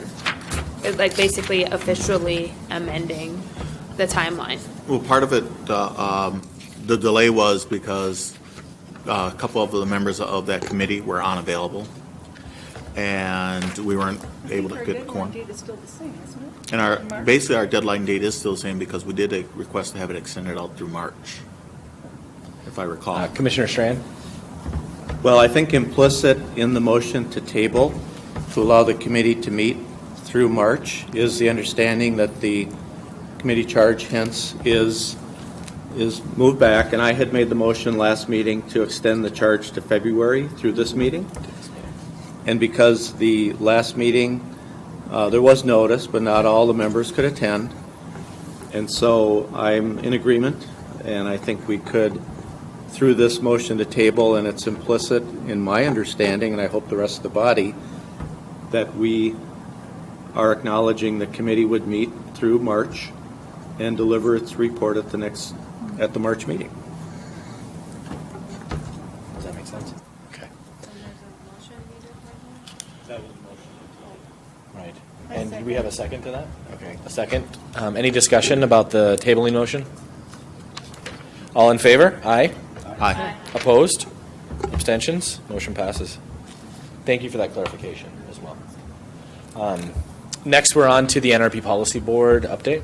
I wish Director Rubidor was still here because he could have helped me with this. But we met last Tuesday with the NRP Policy Board, and a kind of an update is we have potentially 2 representatives from the state that will be, for sure 1, but potentially 2. We have Senator Torres that is planning to join the NRP Policy Board, and then we're in the process of looking for an outstanding House rep to join us from the Minneapolis contingency. There has been a few suggestions made by Senator Torres. And then in addition, in our meeting, we discussed the West Bank and Cedar Riverside situation.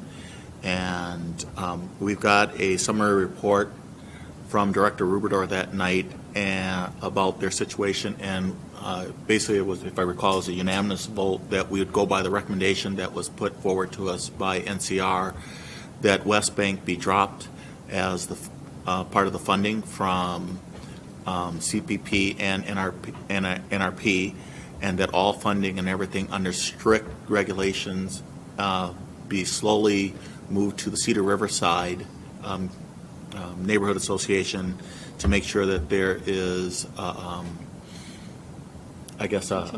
continuation of the board in that area, but also to make sure that they are doing outreach to all communities and not just to, as was stated, a reverse discrimination to just the Somali community, but actually to all communities, the white communities, and other members and community members within that area, and that Director Rubidor, with follow-up, continual follow-up through the NRP and NCEC, will be giving continual updates to our 2 pertaining boards and commissioners, so that we can then extend their funding out even further. But right now, it was basically approved by our policy board that they will be on a very tight restriction on their funding and everything else, and that NCR will be wrapping up any financials and everything dealing with the West Bank community.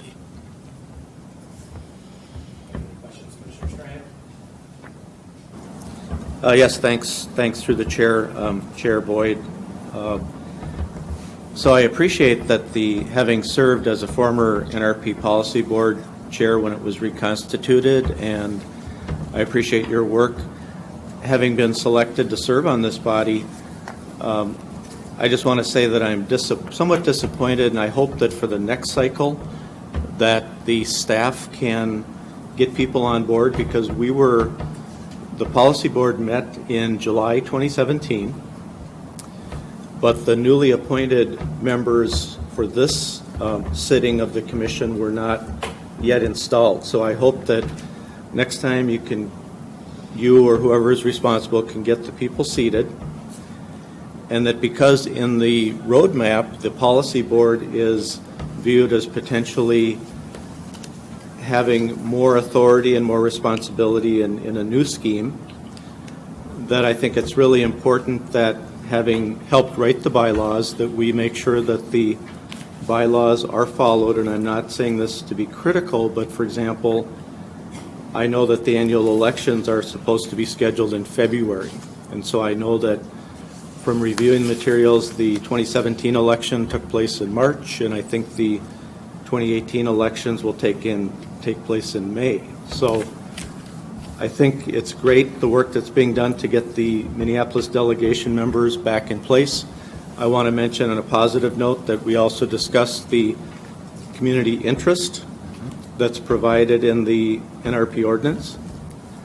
And so I just look forward to having productive work on the committee. So that was my only comment. Thank you.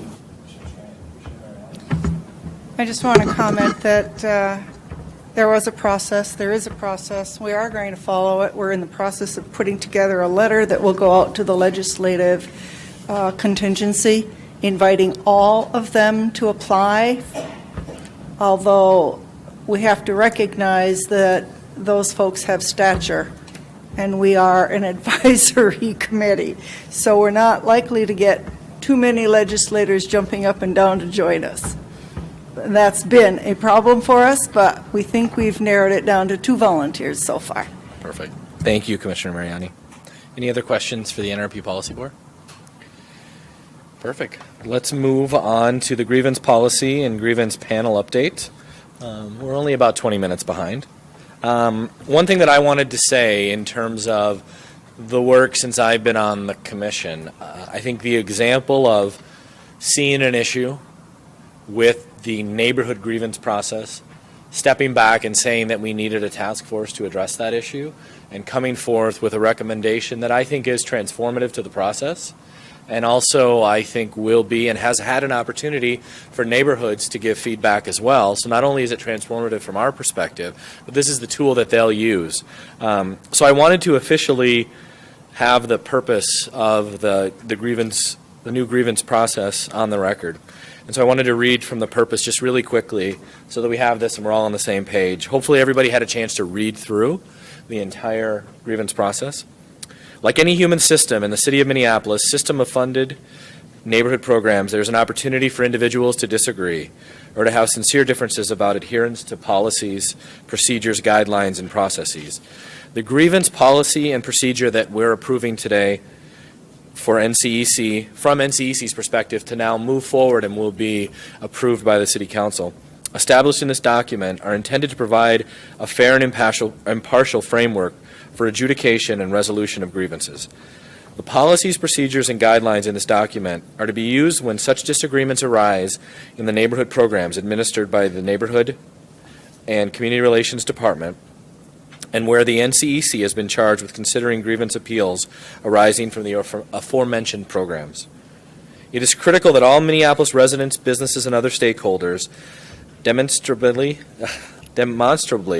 see, thank you for reading out loud, Nick, see that the neighborhood programs provide for the board an inclusive participation from the community. One of the things that I think has been great to see is that the task force has come together with different opinions and different ideas, and we have a final process that really allows neighborhoods a direct opportunity to appeal to the NCEC. So my first question, having had an opportunity for everyone to look at this, are there any questions about the process or the procedure? I won't keep reading, I promise. So at this point, we're looking for approval of this draft policy that would then be submitted to the City Council for approval. And I don't know the timeline for that, but I think we could probably get an update, Cheyenne, in the next month on where that is in terms of priorities. Do we have a motion to approve? I motion that we grievance policy? approve this policy as written by our committee. Any other discussion?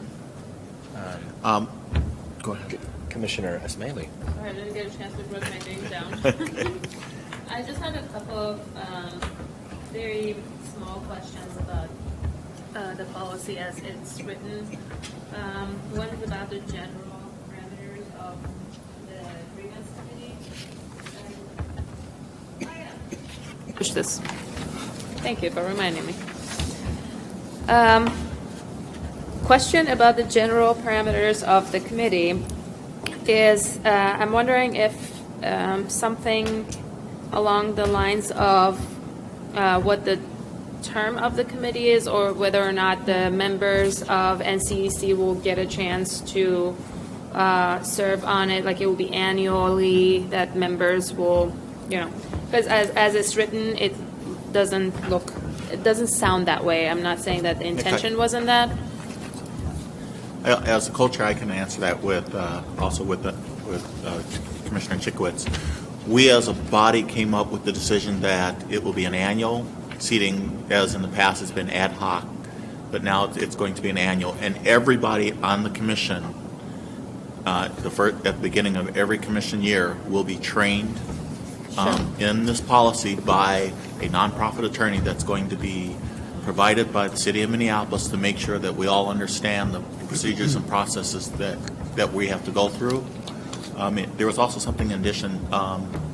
We moved up to 5 members, and we have 2 alternates, so everybody will always know. And also both parties will be getting representation, or supportive representation from a nonprofit attorney at the time of their grievance when it comes to the NCEC, not at the local level, but when it comes to our commission level, and that all procedures and process needs to be sent to them by certified mail. Yes, Commissioner Ismaili. My concern was with the word annual being included in it, because it's not. Or maybe I missed it. Didn't we put that in there? I thought we put that in there. Well, it says. Yeah, it is. That the training will be annually. The training will be annual. That's it. But that the committee is not selected annually. So that will be part of bullet 1. So thank you, Commissioner Ismaili. Wait, I have one more. Can I say that too? The answer to that is that there'll be a manual that goes with this, that goes one level down into the actual procedures, which that could be included there. So Thank you're you. proposing an amendment? Well, Appointed annually? they're telling me that an amendment is not needed since there will be a manual going along with this policy. My other question is about the exemption to the process, and I want to suggest adding 2 other pieces to this, understanding that there's we have talked about the grievance policy for internal purposes as well, but also I think it will be beneficial to include it here that this is an exemption. We have the complaints against the city staff here. We don't mention anything about whether or not there's a complaint about NCEC commissioners. If that somehow someday happens, because you never know. And then the other one is that internal grievance that would be whether or not it is an exemption to this process, because I believe that will need its own detailed process. Commissioner Ismaili, are you saying an external grievance against an NCEC commissioner and then an internal? Okay, so Yes. those would be 2 exemptions that are there. I think are missing. Are missing I don't from think there. They are not there, right? Being addressed. And we can come up with language. Are there any concerns about that being added to the exemptions from the planning committee and anyone else either? I think we briefly touched on it, but I think we ran out of time and didn't get back to it. Right, and along those lines, one of the next questions is whether or not we're going to move forward with an entirely different grievance process, but I think that appropriately it could be there in this policy. Commissioner Strand. Well, I'd like to So I'd like to have the suggested additional exemptions restated, but then also I just want to make sure that even if the commission votes to adopt this tonight, which I will support, the understanding from the department director at our last committee task force meeting was that this would go into the city council committee cycle and then subject to final approval by the city council and mayor to become in effect in full force.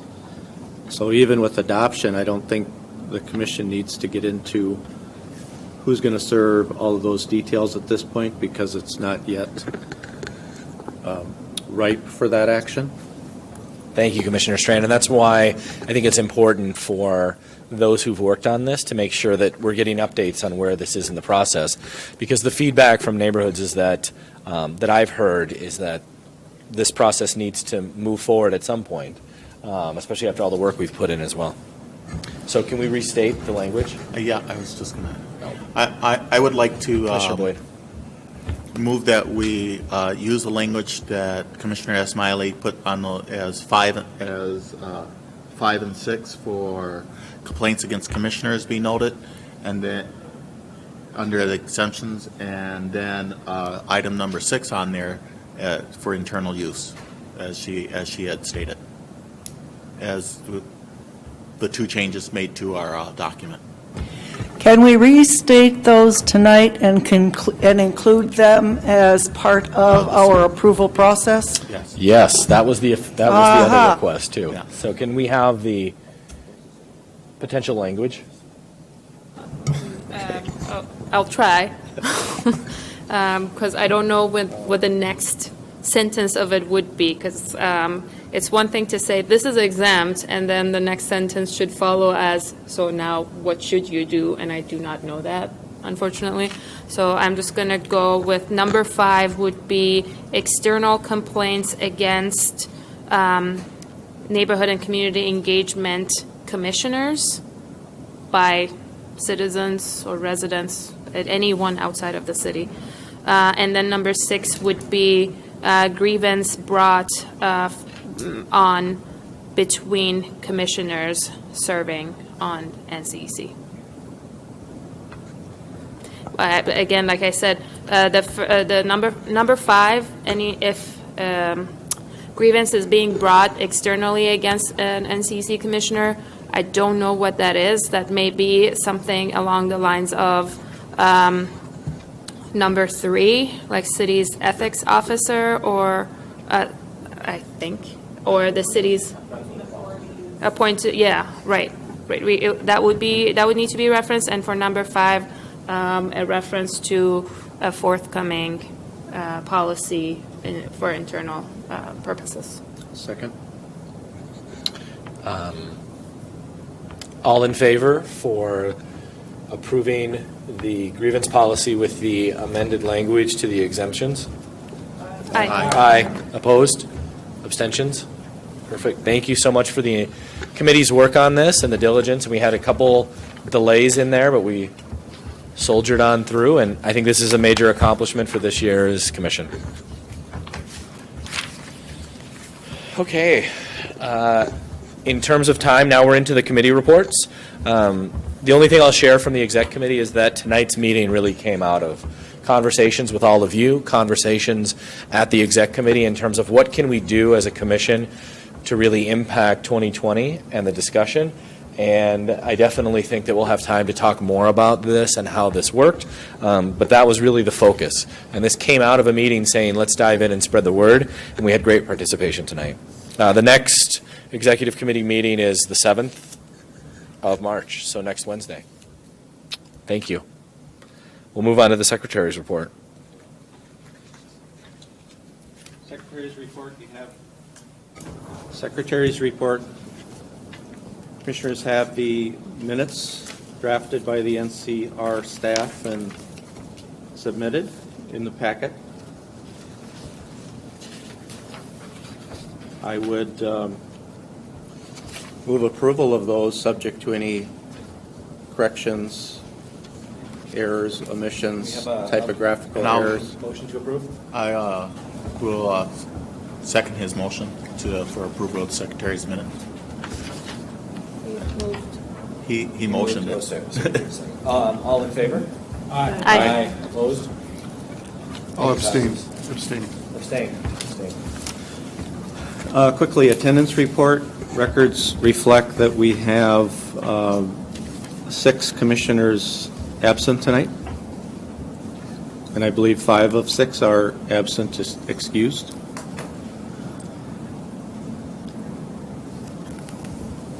Thank you. Secretary's annual. And I'm sorry, the secretary's annual evaluation, because of other work, I didn't really have an opportunity to discuss that with the staff from the last meeting. And so we'll have to ask to lay that on the table till the March meeting.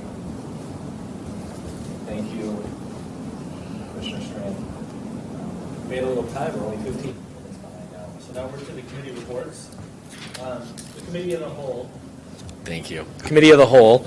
At the committee of the whole, there was a lot of discussion about really what does the NCEC want to do going forward in terms of the broader discussion for 2020. If you weren't at the meeting, there was discussion about having 2 2020 committee meetings on the 5th of March and the 14th of March. And the 14th would have normally been a cow, or potentially have been a cow. But with the focus being 2020, there was a recommendation that we would do the 2 2020 committees and then a cow on the 19th of March. And I know not all of you were there for that discussion, and I think what 2020 can share is any discussion that came out of last night in terms of a need. I asked, I think it was 2 weeks ago, to hold those dates if you can. And Peter's out of town, having hopefully a good experience. But part of the reasoning and discussion at the cow was that there's a lot of work to get done in terms of not really knowing, and I'll take this on as my own, not really knowing what the deadline of public comment was going to look like. Now we have the document in front of us, and I think I feel a lot better about their timeline, but I still think there's a fair amount of work that NCEC can do. But my question to the commission, and I want to take just a couple minutes to talk through this, is there an appetite to have that many meetings focused on this? So in essence, a cow and an extra 2020. Non-2020 members, we're saying, please come spend time at the meetings, much like Commissioner Strand talked about the public being present. In the cow, there was an understanding that we would all try to be at as many of these meetings as we can. Where are we at in terms of having, and we did that before we ever saw the roadmap. And so what are thoughts about March, April in terms of kind of that next step? And I think the exec committee can have that discussion too next week, and you can share thoughts, but I think we're all together now. So in terms of our initial plan that I shared, what are the thoughts?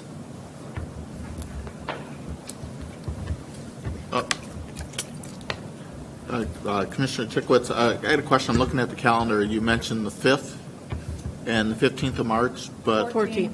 14th? I wrote down the 15th because that's what I thought I heard you said. I'm fine with that then. That was just confirming the dates because when I looked at the calendar, I thought you said the 15th and you got the city department meeting that same night. Do you have the 19th too, David? And the 19th we have Neighborhoods 2020. No, we have a cow. But I know it's cow, but it's we originally had it scheduled for the 19th. Right, it looks like there was a swap there. Okay.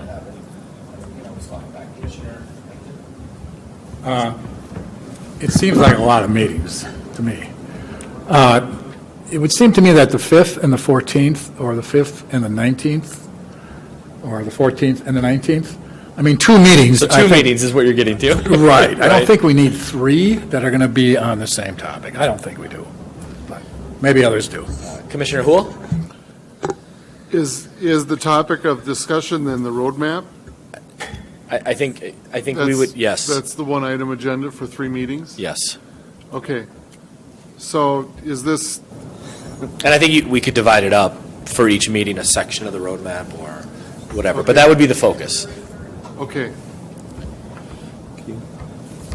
So this isn't written in stone?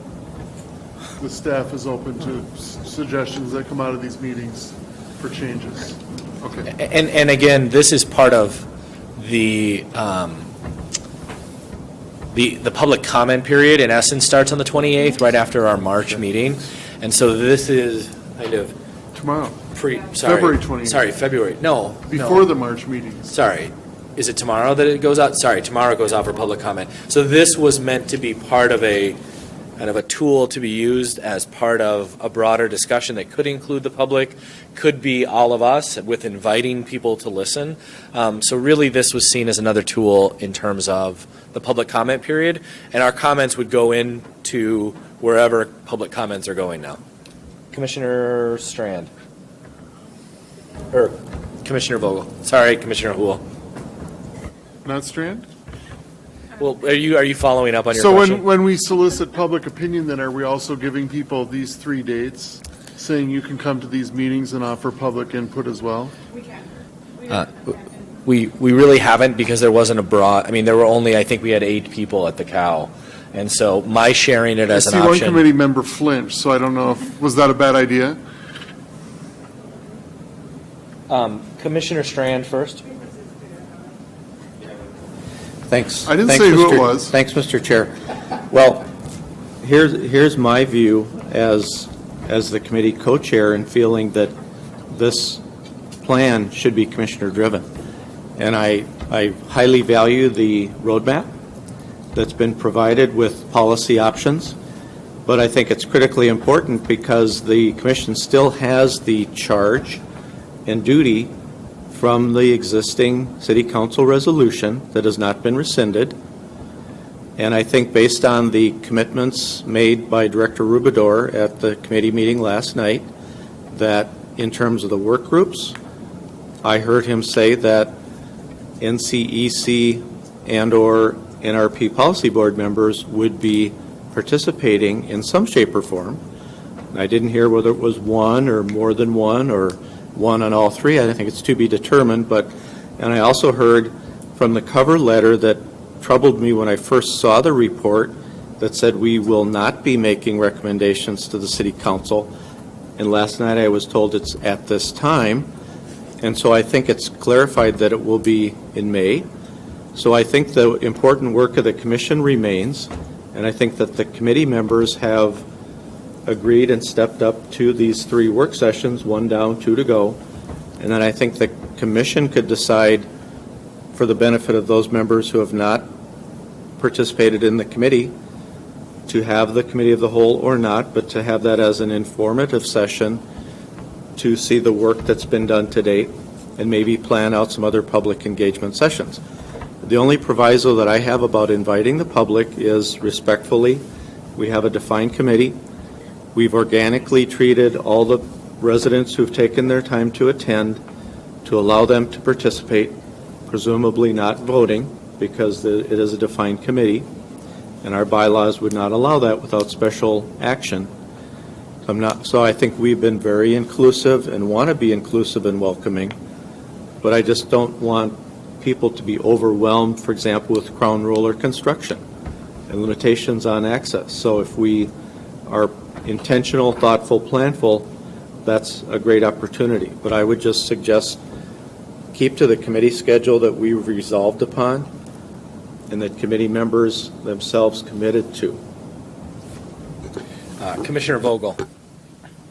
I agree with Jeff. I think that there is a lot of material to go through, and if we want to get out in front of it, so to speak, this is what we need to do. And I think the plan is to incorporate the feedback that's coming in. We got a commitment from Director Rubador last night that that the NCR staff will share that as it comes in. Some of us are talking with neighborhood groups as well, and I encourage everybody else to do more of that and bring that to the table. I think we do need to like you suggested, I think, Nick, to break it down so we know what each topic might be, so we ourselves can adjust it a little bit as we meet. But I think one of the key things we should probably talk, at some point in this process, Director Rubidor also said that he doesn't really have a plan for how people will get involved with the work groups. And that's an opportunity for us, I believe, to say, here's our suggestions. This is how, we would like to have a very inclusive process and start to define that. You're in the queue, so. Commissioner Boyd. I agree with what Commissioner Strand and Commissioner Vogel are stating, but being a former member of the past 2020, I think it's still very important that it stays open and that we allow the public to come in and make comments at that time if they need to make comments. I understand us being exclusion and keeping our work, we can still do that, but I still think it's very vital that if the community does come to our meetings, that they have that opportunity consistently to make comments. And in addition to that, just a correction for Commissioner Strand is that the 2011 mandate that we were giving was, in my opinion, and other commissioners, was superseded last year when the community came to us, and then it was passed on to City Council, and it was the 2008, our original 2008 mandate that put us together was reaffirmed by the City Council. So at that point, that supersedes the 2011 and reverts back to the 2008 when as this commission and the City Council reaffirmed by unanimous vote at that time last year. Thank you, Commissioner Boyd. Commissioner Mariani. I think it's important to remember, we've been talking with council members in our neighborhoods, and I spoke with David Rubidor, and the thing is, the entire city council, beginning in June, will work on their 5-year funding plan, and David is very concerned that once everybody in the world is aware of how many dollars there are floating around, he wants to be the first one to get a concentrated yes from the city council early enough so that our monies are secure beyond 2020. And I think with what we have been working on 2020 so far, there's a ton of work to be done, and I really think the 3 meetings are good. I think if you're concerned about having a number of meetings, maybe we could just start with 2, but keep the 3rd one open just in case. Commissioner Eichten. I think it's too many meetings. I don't think there's that much work to be done, to be honest with you. But what I would like to see us do, maybe with the cow, is to work on the work groups, to make a recommendation so that David does have something to look at least, and to work on. So I think that would be a good way to use the cow. Perfect. Thank you, Commissioner Eichten. Cheyenne?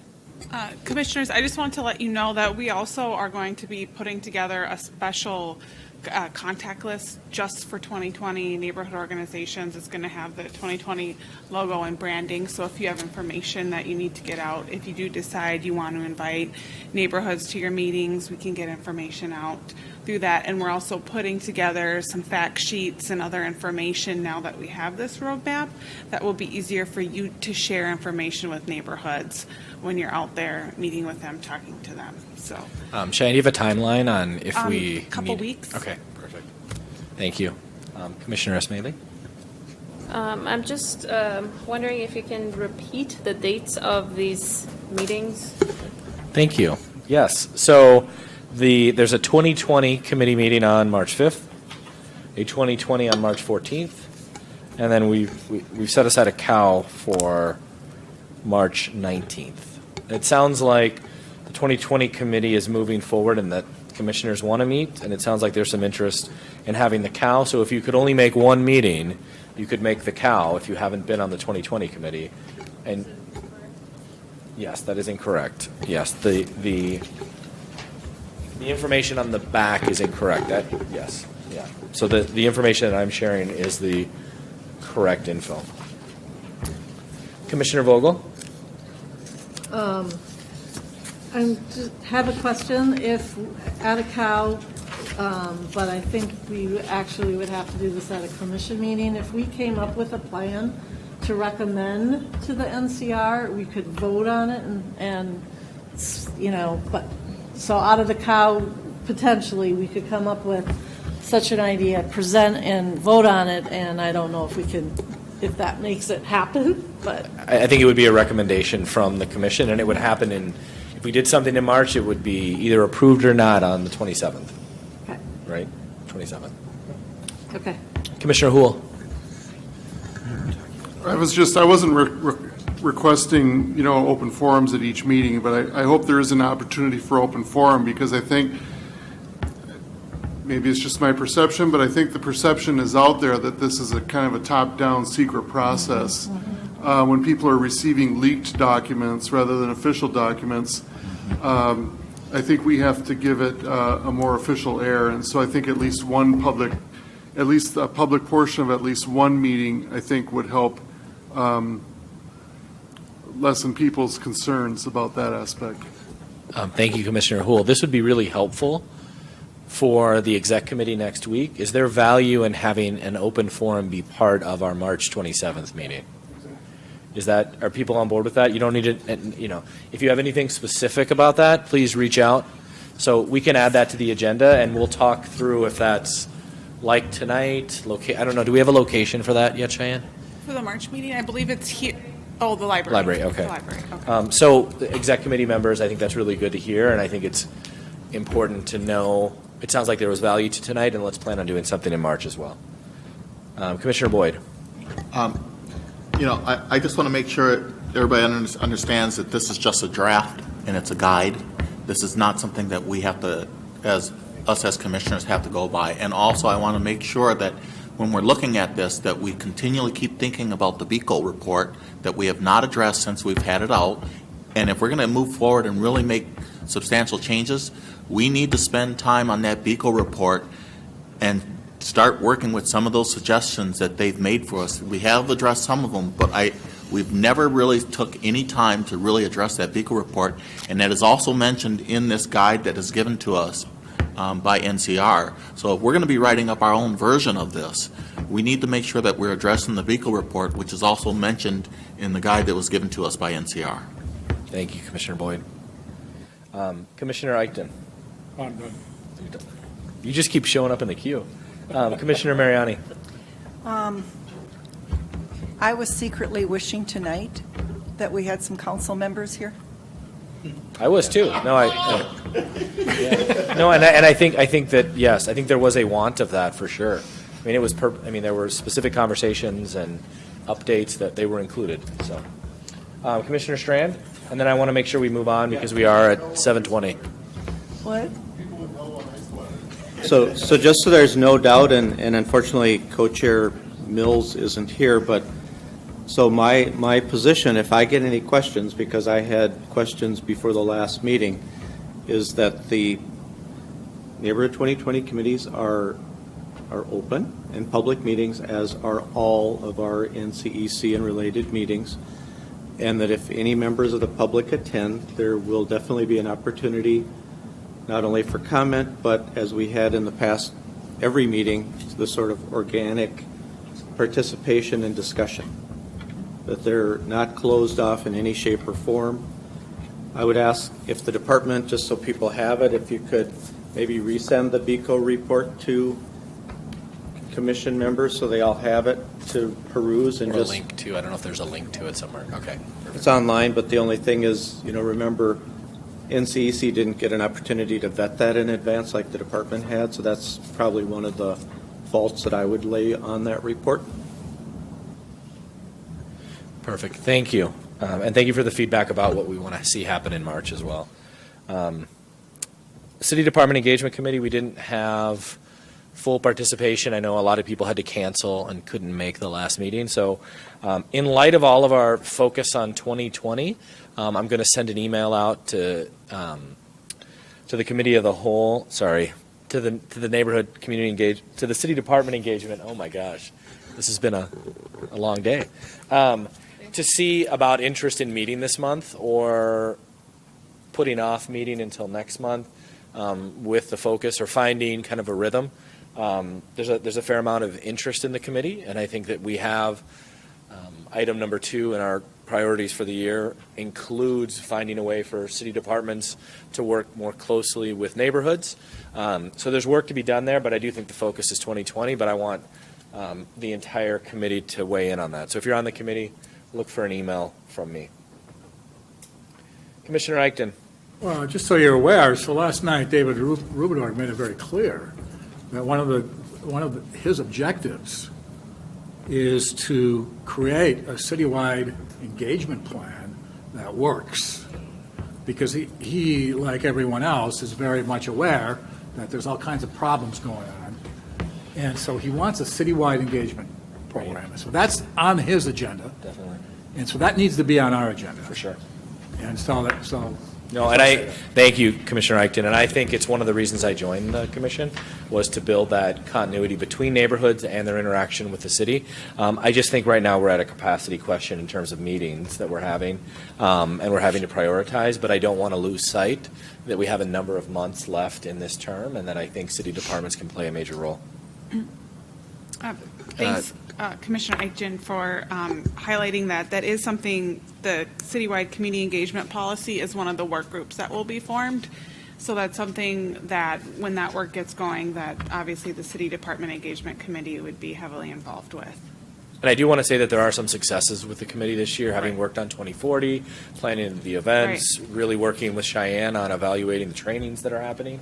So there's been some work up to this point, but I feel like there's fatigue in terms of the overall commitment at the moment, not to the core commitment, but to finding enough meeting times, which I think you've made a great point about too. So I know you're not on the committee, so you wanted to meet, don't you? Okay, so any other updates from Neighborhoods 2020? We've kind of talked a little bit about 2020, but if there's any updates? 30 seconds. So again, I want to just anticipate that the department will, when it revises the roadmap, make those edits from our meeting last night to make sure that the NCEC role in this and NRP policy board is referenced, and about making the report to the council in May that Director Rubidor talked about, the work groups being set up, the city engagement policy refresh, and reviewing the engagement work of the NCEC and NRP policy board. And maybe I would suggest that the staff consider an alternate meeting location to be more accessible for the March 14th meeting. We didn't have enough time for March 5th, but March 14th, hopingly have a space more amenable for the residents to be able to get to it and participate. Thanks. Commissioner Smaley. Commissioner Strand, can you please confirm the time of the meeting on the 5th? March 5th, 5:30 p.m. at Crown Roller Mill, second floor conference room, 105 5th Avenue South, Minneapolis. Thank you. Any other questions for 2020? Let's move on to Crime and Safety Task Force. Crime and Safety, it's actually a committee, not a task force. It was switched to a committee. Can we make sure that we have the committee on there? My bad. I missed that. It's Sorry. still on. This is the third time you've done that, Commissioner Boyd. I apologize. That's okay. Right now, I've been talking with Commissioner Withers, who is basically on temporary leave, and we still currently want to keep it on a to be announced. We've talked to several members that are on the committee, but right now, none of us are really taking the objective to move forward. The people who are on this committee and the members, but I'll reach out to Cheyenne and see when a date could be set up. I do know Commissioner Withers is planning to come back in March, but right now we've kind of temporarily put it on hold because he's been kind of boycotting the fact that he has no staff there, and I feel that's irrelevant at this point, that we just need to keep moving this forward because we know it is a interest of the mayor's office and what this committee does come out and how the commission feels towards it. And if you listen tonight, crime and safety was brought up multiple times from the neighborhoods too. Correct. We have NRP Policy Board here. We did get an update already. We made it an agenda item. Is there anything else that we want to share? Yeah, well, we've got a TBA on here. Our next meeting is, if I believe, is scheduled for, what's that? Yes, May 15th. And that, the location will be to be determined. We'll have to discuss that with Cheyenne, and also we'll be working on what the agenda at that time is going to be. I believe it may be, well, part of it will be doing the election process, but also part of it is going to be bringing in our new members from the state. Perfect. Thank you, Commissioner Boyd. Commissioner Eichten. Oh, sorry, Commissioner Strand first. Just a quick heads up, and maybe the department staff can help the chairs of the NCEC and Policy Board, that I believe that Councilmember Cunningham's committee has a plan for scheduled presentations to inform the committee members. And I know that I looked at that when the NCEC, NCR, and NRP are on the agenda for like 10, 15-minute presentations. So maybe they could review that plan from the newly renamed City Council Committee, chaired by Councilmember Philippe Cunningham, to be prepared. Thanks. It's no longer HEC. Somebody must know the name. Commissioner Eichten. I got a question. So we talked about our next regular scheduled NCEC meeting 1 month from tonight. Yes. That we would have an open mic again. Is that correct? Or does the executive committee have to make that I think decision? we're going to say that we want to do that. Okay. Because If that's going to happen, then we need to start advertising that tomorrow. Yes, I agree. So tomorrow, we need to get that out to the neighborhoods, that NCEC's got this open forum again. And you can even say that more info coming on what, maybe there'll be a topic to it, but at this point, just getting people to be there. And everybody who was here tonight should be informed as well, definitely. I believe NCR are sending out the roadmap tomorrow, so it could be part of that email. Could you make sure that happens? Perfect. And that's because I think we all want to do that, so there's no reason to wait. Spread the word on that.